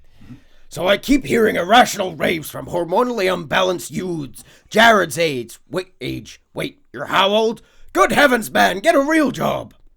Nobody likes a young Tory, you know, or a young Republican. Ugh. About this friendly neighborhood Spider-Man app. They claim this young Spider-Man can do anything. Well, I just used said app to place an order of sakanagi for my favorite Greek restaurant in Astoria, specifying I wanted it to be delivered fresh and in the traditional Greek manner, set ablaze in front of me. We shall see if our boastful boy Spider-Man can fulfill this. Here you go, Mr. Jameson. We can hear Spider-Man setting down the plate of food and setting it on fire. Gotta go! Jared, call 911. Spider-Man's broken in and is killing us with fire. I'll be darned if this isn't delicious. Go to commercial, Jared. I've got some feasting to do. Well, you should have ordered your own. This is mine. Mine, Jared. Oh, that's hot. That's really good. Post-credit scene. I love him. On the rooftop, Miles sets down the little award that he and Finn won. And he says goodbye to her. We speak to Peter. We say, we read MJ's front pager about Simcaria. Not while you were swinging, I hope, says Pete. Sorry, I'm in mentor scolding mode. Downshifting. What do you think of the article? The article was great. The pictures, where'd they get this Peter Parker guy? I'm sure MJ asks herself that all the time. How was the trip? Did you have to suit up while you were out there? Nah, Sable handled it like a champ. Her and her wild pack. I mostly got to stand around taking pictures. Sounds like a nice break, as much as a work trip can be. Yeah, I'm feeling refreshed and ready to do some next level Spider-Manning and clear out the gutters at the house. Being a homeowner is glamorous, let me tell you. Sounds like it. I'll let you go. Talk soon. Hey, Miles, MJ's flying to JFK next Tuesday. You mind covering patrol for me? No problem. She been gone a while, huh? You must be glad she's coming back. Yeah, I'm kind of surprised Sable let her go. MJ's profile opened by calling her cold, calculating, and humorless. Lavish praise in Simcaria. They're basically BFFs now. That is a cool team-up. Cool and slightly terrifying. Hit you up next Tuesday. Bye. Thanks again. End. Cute. There we go. I'd really like Spider-Man 2 to pick up on that next Tuesday. Exactly. What were you going to say? It was just that there is a little gameplay epilogue that's just worth noting because it's beautiful. I forgot to add the picture in, but yeah. So basically, it's Miles' birthday. So you're swinging around the city in the post game, just cleaning up missions. And it's his birthday, and he wakes up, and there's a little postcard, a little note next to him. And it turns out that Rio has, under office orders from his dad, Jefferson, before he passed away for his 16th or 17th birthday, I can't remember which one, has organized a city-wide treasure hunt for Miles. This was something his dad was planning just before he passed away for his, let's say 16th birthday. And he took him. He basically set him off, and it's you solve riddles, and you go to locations, and for each one there's a little audio log by Jefferson Davis, basically being like, "Oh, I look after you. We went here, and it's an amazing restaurant," or "We went here," and he makes fun little confessions and tells little jokes, and it's really warm and really lovely. And at the very, very end, you get a flashback at the final one at this basketball court where it's the whole family, including Finn, if I remember rightly, from back in the day, just there on a day trip with them, and they're playing basketball. Aaron's there, and Jeff's there playing basketball against each other, and it ends with him just saying, like, happy birthday, big man, you are my reason for being brave. And Miles has a little cry, and it's stunning. One more thing that I had the image for, but I didn't pop in here. If we sort of help out people around Harlem, at the end, the citizens of Harlem group together to give us a costume, which is a twist on the our normal costume, but it's got a sort of gold. It looks a bit green on there, but it is gold sort of piping, and it's very sweet kind of moment. And when you get it, crucially, as you can see in the background, it's not quite a cutscene, but the camera angle shows Miles standing in front of a Black Lives Matter mural while he puts on the Harlem Pride suit. Yeah. Nice. And Is that a swing or a miss, Chase?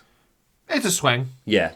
And that is Spider-Man Miles Morales. What did you think? I like it better than the first one. Wow, cool. Cool. Fair. I think one has a better story, but two has such Morales has such tight pacing that it's so good. I think it's my favorite. I think it's. I don't inherently think that one has a better story. I think that one just has more story.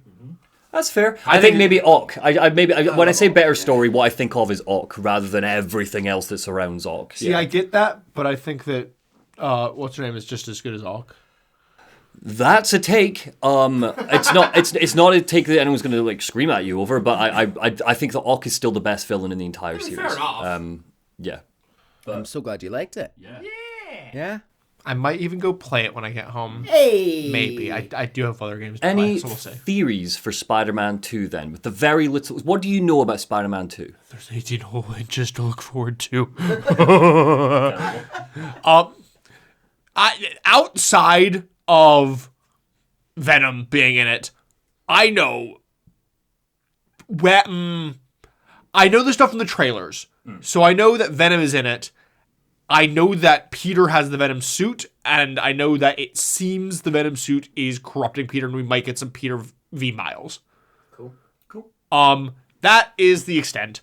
Also, I think I saw that there is like a water battle with. That's like the opening. Yeah. That's the E3 demo from. It was the E3 demo. Yeah, I've seen the trailers of the demo. Cool. But beyond that, I know nothing. Any predictions about it then, from what you know from one DLC and Miles? Because 2 is a substantial story. Out of curiosity, the goop chamber. Are we meant to assume that is symbiote goop? Okay. So, I'm guessing then we're not getting Eddie Brock. We are getting Harry Osborn as Venom this time. Could be. Maybe. That's certainly what they've teased. I still want to know why we haven't had a goblin yet. Where's our goblin boy? We'll see. Yeah. Maybe we'll get that in the next some one. Stuff I really like into, and I'm excited to share. Maybe there'll be a goblin in 2. As of current, I don't see anything that would set up a goblin in 2, but I don't know. Cool. That's exciting then. All right. In which case, are we going to do a little tease for what's next? Here comes the tease. Hold on to your fucking hats. This isn't the Bureau's first time in Bright Falls. The FBC's research department set up a facility. The Lakehouse. What did you think of that tease? I'm so wet. God damn it. Oh, right. It's like I fell in a lake? House? What? We'll see you in the next one. Goodbye. Bye, everyone. Bye-bye. Thank you.